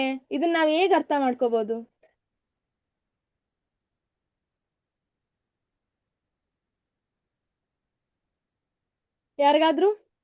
ಯಾರಿಗೂ ಗೊತ್ತಿಲ್ವಾ? ಓಕೆ, ಸೊ ಇಲ್ಲಿ ಏನ್ ಹೇಳ್ತಿದ್ದಾನೆ ಕೃಷ್ಣ ಅಂದ್ರೆ, ಸಮಾನ, ಅವನು ಎಲ್ಲರನ್ನೂ ಸಮಾನವಾಗಿ ನೋಡ್ತಾನೆ. ನಾವು ಕೃಷ್ಣ ಭಕ್ತರಾಗದೆ ಇದ್ರೆ ಕೃಷ್ಣನ ಬಹಿರಂಗ ಶಕ್ತಿ ಅಂದ್ರೆ ಕರ್ಮ ಏನಿದೆ, ಮಾಯೆ ಮತ್ತೆ ಕರ್ಮ ನಮ್ಮನ್ನ ನೋಡ್ಕೊಳ್ಳುತ್ತೆ. ಸೊ ನಾವೇನಾದ್ರೂ ಮಾಡಿದ್ರೆ ಕರ್ಮದ ಪ್ರತಿಕ್ರಿಯೆ ನಾವು ಅನುಭವಿಸ್ಲೇಬೇಕು. ನಾವು ಒಳ್ಳೇದ್ ಮಾಡಿದ್ರೆ ನಮಗೆ ಒಳ್ಳೇದಾಗತ್ತೆ, ಕೆಟ್ಟದಾದ್ರೆ ನಾವು ಕೆಟ್ಟದನ್ನ ಅನುಭವಿಸ್ಬೇಕು ಅಲ್ವಾ. ಸೊ ಆ ವಿಧದಲ್ಲಿ ಅವ್ನ್ ಪಕ್ಷಪಾತ ಮಾಡಿದ್ರೆ ಸಮಾನವಾಗಿ ಎಲ್ಲರನ್ನೂ ನೋಡ್ತಾನೆ ಅಲ್ವಾ. ಆದ್ರೆ ನಾವು ಯಾವಾಗ ಭಕ್ತರಾಗ್ತೀವಿ, ಕೃಷ್ಣ ಆಗ್ಲೇ ಹೇಳಿದಾನೆ, ಭಕ್ತರನ್ನ ನಾನು ರಾಧಾರಾಣಿ ಮಾಡ್ಲಿಕ್ಕೆ ಆಗ್ತೀನಿ ಅಂತ. ಮಾಯೆ ಟಚ್ ಮಾಡಕ್ ಕೂಡ, ಕರ್ಮ ಟಚ್ ಕೂಡ ಮಾಡಕ್ಕಾಗಲ್ಲ ಅಲ್ವಾ. ಸೊ ರಾಧಾರಾಣಿ ಮಾಡ್ಲಿಕ್ಕೆ ನಾವ್ ಯಾವಾಗ ಹೋಗ್ತೀವಿ? ಕೃಷ್ಣ ಆಬ್ವಿಯಸ್ಲಿ ರಾಧಾರಾಣಿ ಅಂದ್ರೆ ಇನ್ನೂ ಜಾಸ್ತಿ ಇಷ್ಟ ಅವನಿಗೆ ಅಲ್ವಾ, ಪ್ರಿಯೆ ಅಲ್ವಾ. ಸೊ ಆದ ಕಾರಣ ನಮ್ಗೆ ಇನ್ನೂ ಜಾಸ್ತಿ ಹತ್ರ ಆಗ್ತಾ ಹೋಗ್ತಾನೆ ಕೃಷ್ಣ, ನಮ್ಮನ್ನ ಜಾಸ್ತಿ ಪ್ರೀತಿಸ್ತಾನೆ, ಅದಕ್ಕೆ ಪಕ್ಷಪಾತ ಮಾಡ್ತಾನೆ. ಮಹಾಭಾರತ ಯುದ್ಧ ಹೇಗ್ ಗೆದ್ರು ಅಂತ ನೋಡ್ಬೋದು ಅಲ್ವಾ. ದುರ್ಯೋಧನ ಭಕ್ತರ ಅಲ್ಲ, ಅವರು ಕೌರವರು ಯಾರು ಭಕ್ತರ ಆಗದೆ ಇರೋ ಕಾರಣ ಕೃಷ್ಣ ಏನ್ ಹೇಳ್ದ, ಆಯ್ತು ಕರ್ಮ ದುರ್ಗಾ ಮಾತೆ ನೀನು ಅವ್ರನ್ನ ಚಾರ್ಜ್ ಮಾಡು, ನೀನ್ ಅವ್ರಿಗೆ ನೋಡ್ಕೋ. ಆದ್ರೆ ಪಾಂಡವರು ಅತ್ಯಂತ ಪ್ರಿಯ ಭಕ್ತರಾದ ಕಾರಣ ನಾನ್ ಅವ್ರನ್ನ ಪರ್ಸನಲಿ ನೋಡ್ಕೋತೀನಿ ಅಂತ ಹೇಳಿ ಸಾರಥಿಯಾಗಿ ಅವ್ರನ್ನ ಯುದ್ಧಕ್ಕೆ ಸಾರಥಿ ಆದ, ಬರೀ ರಥಕ್ಕಲ್ಲ ಅಲ್ವಾ. ಹಾಗೆ ಅವನು ಅದಕ್ಕೆ ನಮ್ಮೆಲ್ಲರಿಗೂ ಪಕ್ಷಪಾತ ಅನ್ನಿಸ್ತು ಅಲ್ವಾ, ಚೀಟಿಂಗ್ ಮಾಡ್ತಾ ಇದ್ದಾನೆ ಕೃಷ್ಣ ಅಂತ ಅನ್ನಿಸ್ತು. ಆದ್ರೆ ಇದು ಚೀಟಿಂಗ್ ಅಲ್ಲ, ಇದು ಭಕ್ತರು ಯಾರಾದ್ರೂ ಇದ್ರೆ ಕೃಷ್ಣನ್ಗೆ ಅವ್ರಿಗೆ ಕೊಡೋ ಎಕ್ಸ್ಟ್ರಾ ಅಡ್ವಾಂಟೇಜ್, ಎಕ್ಸ್ಟ್ರಾ ಪ್ರಿವಿಲೇಜ್ ಇದು ಅಲ್ವಾ. ಇದು ಭಕ್ತರಿಗೆ ಮಾತ್ರ ಸಿಗುತ್ತೆ, ಬೇರೆಯವ್ರಿಗೆ ಅಲ್ಲ. ಆಯ್ತಾ? ಅಪಿ ಚೇತ್ಸೂದು ಭಜಂತೆ ಮಾಮನನ್ಯ ಭಾಗ್ ಸಾಧುರ್ ಏವ ಸಮಂತವ್ಯ ಸಮ್ಯಕ್ ಭವಸಿತೋ ಹಿ ಸಹ. ಸೊ ಇಲ್ಲಿ ಏನ್ ಹೇಳ್ತಿದ್ದಾನೆ, ಯಾರಾದ್ರೂ ಅಪಿಚೇತ್ಸು ದುರಾಚಾರ, ನಾವೇನಾದ್ರೂ ಭಕ್ತಿ ಮಾರ್ಗ ಹಿಡ್ದಿದ್ವಿ ಅಂತ ಇಟ್ಕೊಳ್ಳಿ, ಅವಾಗ ತಾನೇ ಸ್ಟಾರ್ಟಿಂಗ್ ಅಲ್ಲಿ ಬೀಳದ್ ಜಾಸ್ತಿ ಅಲ್ಲ. ಒಂದ್ ಮಗು ಓಡಾಡ್ಬೇಕು ಅಂದ್ರೆ ಏನ್ ಒಂದೇ ಸರ್ತಿ ಎದ್ದು ಓಡಾಡ್ಬಿಡುತ್ತಾ? ಇಲ್ಲ, ಬೀಳುತ್ತೆ, ಏಳುತ್ತೆ, ಪ್ರಯತ್ನ ಪಡ್ತಾನೆ ಇರುತ್ತೆ, ಆಮೇಲೆ ಚೆನ್ನಾಗಿ ಓಡಾಡುತ್ತೆ. ಹಾಗೆ ನಾವೀಗ ಸ್ಟಾರ್ಟ್ ಮಾಡ್ಬೇಕು ಭಕ್ತಿ ಮಾರ್ಗದಲ್ಲಿ ಅಂದ್ರೆ, ಇವಾಗ ಭಕ್ತಿ ಮಾರ್ಗ ನಾವು ಸ್ಟಾರ್ಟ್ ಮಾಡಿದ್ರು ಸಹ, 1 ರೌಂಡ್ ಜಪ ಮಾಡ್ತಿದ್ರು ಸಹ ನಾವು ಬೇಗ ಏನಂತಾರೆ ಬೀಳೋ ಚಾನ್ಸಸ್ ಜಾಸ್ತಿ ಇರುತ್ತೆ. ಈಗ ನಾವ್ ನೆನ್ನೆ ಅಜಾಮಿಳ ಕಥೆಯಲ್ಲೂ ನೋಡಿದ್ವಿ, ಅವನ್ ಕೂಡ ಪಾಪ ಸ್ಟಾರ್ಟಿಂಗ್ ಭಕ್ತಿ ಚೆನ್ನಾಗಿ ಮಾಡ್ತಾ ಇದ್ದ, ಆದ್ರೆ ಬಿದ್ದೋದ ಅಲ್ವಾ. ಸೊ ಬೀಳೋ ಚಾನ್ಸಸ್ ತುಂಬಾ ಜಾಸ್ತಿ ಇರುತ್ತೆ, ಮಾಯಾ ನಮ್ಗೆ ಅಟ್ರಾಕ್ಟ್ ಮಾಡ್ತಾ ಹೋಗುತ್ತೆ ಅಲ್ವಾ. ಸೊ ಅವಾಗ ಕೃಷ್ಣ ಏನ್ ಹೇಳ್ತಿದ್ದಾನೆ, ನೀವ್ ಆತರ ಬಿದ್ರು, ದುರಾಚಾರ ಮಾಡಿದ್ರು ಅಲ್ವಾ, ಏನೇ ದುರಾಚಾರ ಮಾಡಿದ್ರು ನನ್ನನ್ನ ಜಪ ಬಿಡ್ದಿರಾ, ಜಪ ಮಾಡ್ತಾ ಹೋಗಿ ಭಕ್ತಿ ಮಾರ್ಗ ಬಿಡ್ದಿರಾ, ಭಕ್ತರ ಸಂಘ ಬಿಡ್ದಿರಾ ಅಲ್ವಾ, ಇವಾಗ ಏನೇನ್ ಕಲ್ತ್ವಿ, ನೈವೇದ್ಯ ಮಾಡೋದು ಇದೆಲ್ಲ ಬಿಡ್ದಿರಾ ನಾವು ಆಡ್ಕೊಂಡು ಹೋದ್ರೆ ನಿಮ್ಮ ದುರಾಚಾರನ ಕೃಷ್ಣ ಕ್ಷಮಿಸ್ತಾನೆ ಅಲ್ವಾ. ಅಜಾಮಿಳಂಗೂ ಆಗಿದ್ದೆ, ಕೃಷ್ಣ ಕ್ಷಮಿಸ್ತಾ, ಯಾಕಂದ್ರೆ ಅವನ ಮಾಡಿದ್ ಯಾವ್ದು ಮರಿಲ್ಲ.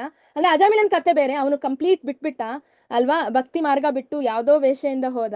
ಆದ್ರೆ ನಮಗೇನ್ ಕೃಷ್ಣ ಹೇಳ್ತಿದ್ದಾನೆ, ನಾವ್ ಅಕಸ್ಮಾತ್ ಯಾವ್ದಾದ್ರು ತಪ್ಪು ಮಾಡಿದ್ರು ಅಲ್ವಾ, ನಾವ್ ಜಪ ಮಾತ್ರ ಬಿಡ್ದಿರಾ, ಭಕ್ತರ ಸಂಘ ಬಿಡ್ದಿರಾ, ಭಕ್ತಿ ಮಾರ್ಗ ಬಿಡ್ದಿರಾ ಕಂಟಿನ್ಯೂ ಮಾಡ್ಕೊಂಡು ಹೋದ್ರೆ ನಮ್ಮ ದುರಾಚಾರನ ಕೃಷ್ಣ ಕ್ಷಮಿಸ್ತಾನೆ ಕ್ಷಮಿಸ್ಬಿಟ್ಟು ನಮ್ಮನ್ನ ಭಕ್ತರ ಸ್ಥಾನದಲ್ಲೇ ಇಡ್ತಾನೆ ಅಂತ ಕೃಷ್ಣ ಹೇಳ್ತಿದ್ದಾನೆ ಇಲ್ಲಿ. ಇದಕ್ಕಿಂತ ಇನ್ನೇನ್ ಬೇಕು ಅಲ್ವಾ? ಆತನು ನನ್ನ ನಿರ್ಧಾರದಲ್ಲಿ ಸರಿಯಾಗಿ ನೆಲೆಸಿದ್ದಾನೆ ಅಂತ ಹೇಳ್ತಿದ್ದಾನೆ ಕೃಷ್ಣ. ನನ್ನ ನಿರ್ಧಾರದಲ್ಲಿ ಅವನು ಕರೆಕ್ಟೇ, ಅವನು ತಪ್ಪು ಮಾಡಿದ್ರು ಕರೆಕ್ಟೇ, ಯಾಕಂದ್ರೆ ಅವನು ಜಪ ಬಿಟ್ಟಿಲ್ಲ. ಕೃಷ್ಣಂಗೆ ಅತ್ಯಂತ ಪ್ರಿಯಕರವಾದದ್ದು ಭಕ್ತಿ ಸೇವೆ, ಭಕ್ತಿ ಮಾರ್ಗ. ಸೊ ಅದಕ್ಕೆ ನಾವ್ ಇದನ್ನೆಲ್ಲ ಮಾಡ್ತಾ ಹೋಗ್ಬೇಕು. ಹಾ, ಸೊ ಪವಿತ್ರ ನಾಮವನ್ನು ಜಪಿಸುವ ಶಕ್ತಿಯ ಮೇಲೆ ಆದ್ರೆ ಇದನ್ನ ನಾವು ಅಡ್ವಾಂಟೇಜ್ ತಗೋಬಾರ್ದು. ಓ ಕೃಷ್ಣ ಹೇಳಿದಾನೆ ನಾವ್ ಏನ್ ತಪ್ಪಾದ್ರೂ ಮಾಡ್ಬೋದು ಅಂತ ಅಲ್ಲ, ಇದು ಚಾನ್ಸಸ್ ಕೊಡ್ತಿದ್ದಾನೆ ಅಷ್ಟೇ ಕೃಷ್ಣ. ಯಾಕಂದ್ರೆ ನಾವು ತುಂಬಾ ಹೊಸಬ್ರು, ಬಿಗ್ನರ್ಸ್ ಅಲ್ವಾ. ಸೊ ಬಿಗ್ನರ್ಸ್ ಆದ ಕಾರಣ ಕೃಷ್ಣ ನಮ್ಗೆ ಒಂದು ಚಾನ್ಸ್ ಕೊಡ್ತಾ ಇದ್ದಾನೆ ಅಷ್ಟೇ. ಇದನ್ನ ನಾವು ಅಡ್ವಾಂಟೇಜ್ ತರ ತಗೊಂಡು ನಾನು ಜಪ ಮಾಡ್ತೀನಿ, ನಾನು ಎಲ್ಲಾ ಕೆಟ್ಟ ಕೆಲಸ ಮಾಡ್ತೀನಿ, ವಾಪಸ್ ಜಪ ಮಾಡ್ತೀನಿ ಅಂದ್ರೆ ಕೃಷ್ಣ ನಮ್ಗೆ ಚಾನ್ಸ್ ಕೊಡಲ್ಲ, ಡೆಫಿನೆಟ್ಲಿ ಪನಿಷ್ಮೆಂಟ್ ಕೊಡ್ತಾನೆ. ಕ್ಷಿಪ್ರಂ ಭವತಿ ಧರ್ಮಾತ್ಮ ಶಾಶ್ವತ ಶಾಂತಿಂ ನಿಗಚ್ಚತಿ ಕೌಂತೆಯ ಪ್ರತಿಜಾನೀಹಿ ನಮೈ ಭಕ್ತ ಪ್ರಣಶ್ಯತಿ. ಸೊ ಇಲ್ಲಿ ಏನ್ ಹೇಳ್ತಿದ್ದಾನೆ ಕೃಷ್ಣ? ಕ್ಷಿಪ್ರಂ ಭವತಿ ಧರ್ಮಾತ್ಮ ಶಾಶ್ವತ ಶಾಂತಿಂ ನಿಗಚ್ಚತಿ ಅಲ್ವಾ. ಸೊ ಧರ್ಮಾತ್ಮನಾಗುತ್ತಾನೆ ಅವನು ಅಂತ ಕೃಷ್ಣ ಹೇಳ್ತಿದ್ದಾನೆ. ಇವಾಗ ನಾವು ಅಕಸ್ಮಾತ್ ಬಿದ್ದು ಎದ್ದು ಭಕ್ತಿಯಲ್ಲಿ ಮಾಡ್ತಾ ಇದ್ರು, ಅತಿ ಶೀಘ್ರವಾಗಿ ಅವನ ಎಲ್ಲಾ ತಪ್ಪುಗಳನ್ನ, ಅವನ ಎಲ್ಲಾ ಪಾಪ ಮಾಡೋ ಒಂದು ಬುದ್ಧಿನ ಅಲ್ವಾ, ಆ ತರ ಎಲ್ಲ ಕಳ್ಕೊಂಡು ಧರ್ಮಾತ್ಮನಾಗ್ತಾನೆ, ಅವನು ಶಾಂತಿ ಸಿಗುತ್ತೆ ಅವನಿಗೆ. ಕೌಂತೆಯ ಪ್ರತಿಜಾನಿಹಿ ನಮೇ ಭಕ್ತ ಪ್ರಣಶ್ಯತಿ. ಕೃಷ್ಣ ಹೇಳ್ತಿದ್ದಾನೆ, ಅರ್ಜುನ ನೀನು ಧೈರ್ಯವಾಗಿ ಘೋಷಣೆ ಮಾಡು, ಅವನು ಭಕ್ತ ಭಕ್ತರಿಗೆ ಯಾವತ್ತೂ ನಾಶ ಇಲ್ಲ. ಕೃಷ್ಣ ಹೇಳ್ತಿದ್ದಾನೆ ಅಲ್ವಾ, ನನ್ನ ಭಕ್ತರನ್ನ ನಾನು ಪರ್ಸನಲಿ ಕೇರ್ ತಗೋತೀನಿ. ನಮೇ ಭಕ್ತ ಪ್ರಣಶ್ಯತಿ, ಭಕ್ತರನ್ನ ನಾನು ನಾಶ ಆಗಕ್ಕೆ ಯಾವತ್ತೂ ಬಿಡಲ್ಲ ಅಲ್ವಾ. ಅಂದ್ರೆ ಕೃಷ್ಣ ಏನ್ ಹೇಳ್ತಿದ್ದಾನೆ, ನಮ್ಮಲ್ಲಿರೋ ತಪ್ಪು ಮಾಡೋ ಒಂದು ಬುದ್ಧಿ ಏನಿದೆ ಅದನ್ನ ತೆಗೆದುಹಾಕ್ತಾನೆ ಕೃಷ್ಣ. ನಾವು ಜಪ ಮಾಡ್ತಾ ಹೋದ್ರೆ ಸ್ಟಾರ್ಟಿಂಗ್ ಅಲ್ಲಿ ಆಗ್ತಾ ಹೋಗುತ್ತೆ, ಕೆಲವ್ರಿಗೆ 5 ವರ್ಷ ತಗೊಳುತ್ತೆ, ಕೆಲವ್ರಿಗೆ 10 ವರ್ಷ ತಗೊಳುತ್ತೆ ಅಲ್ವಾ. ಈ ತರ ಕೆಟ್ಟ ಬುದ್ಧಿ ಬರ್ತಾ ಹೋಗುತ್ತೆ ಜಪದ ಜೊತೆಗೆ.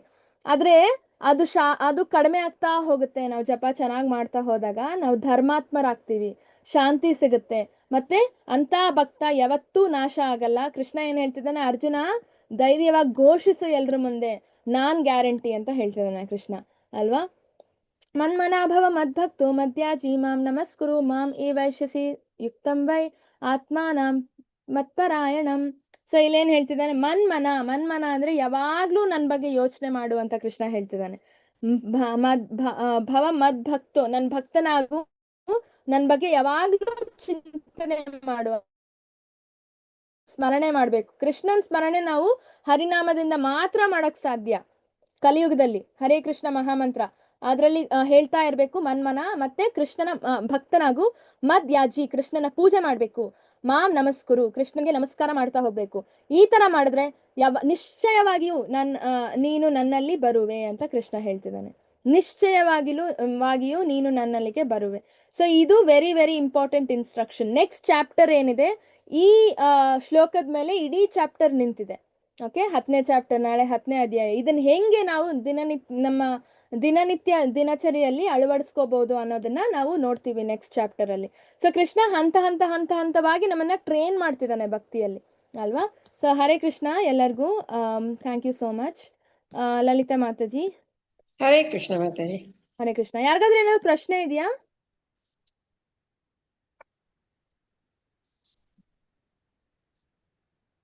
ಏನು ಪ್ರಶ್ನೆ ಇಲ್ವಾ? ಓಕೆ ಮಾತಾಜಿ, ನೀವು ಸ್ಟಾರ್ಟ್ ಮಾಡ್ಬೋದು.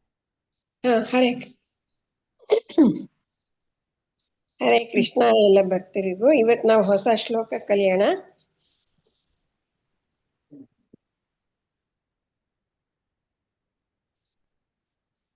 ಎಂಟನೇ ಅಧ್ಯಾಯದ 5ನೇ ಶ್ಲೋಕವನ್ನು ನಾವು ಕಲಿಯೋಣ ಇವತ್ತು. ಹರೇ ಕೃಷ್ಣ. ಎಲ್ಲರೂ ರಿಪೀಟ್ ಮಾಡಿ. ಓಂ ನಮೋ ಪರಮಾತ್ಮನೇ ನಮಃ.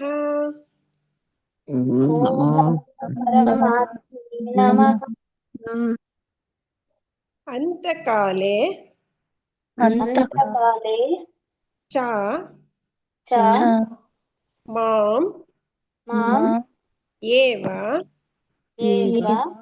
ಸ್ಮರನ್ ಮುಕ್ತ್ವಾ ಕಲೇವರಂ ಯಹ ಪ್ರಯಾತಿ ಸಹ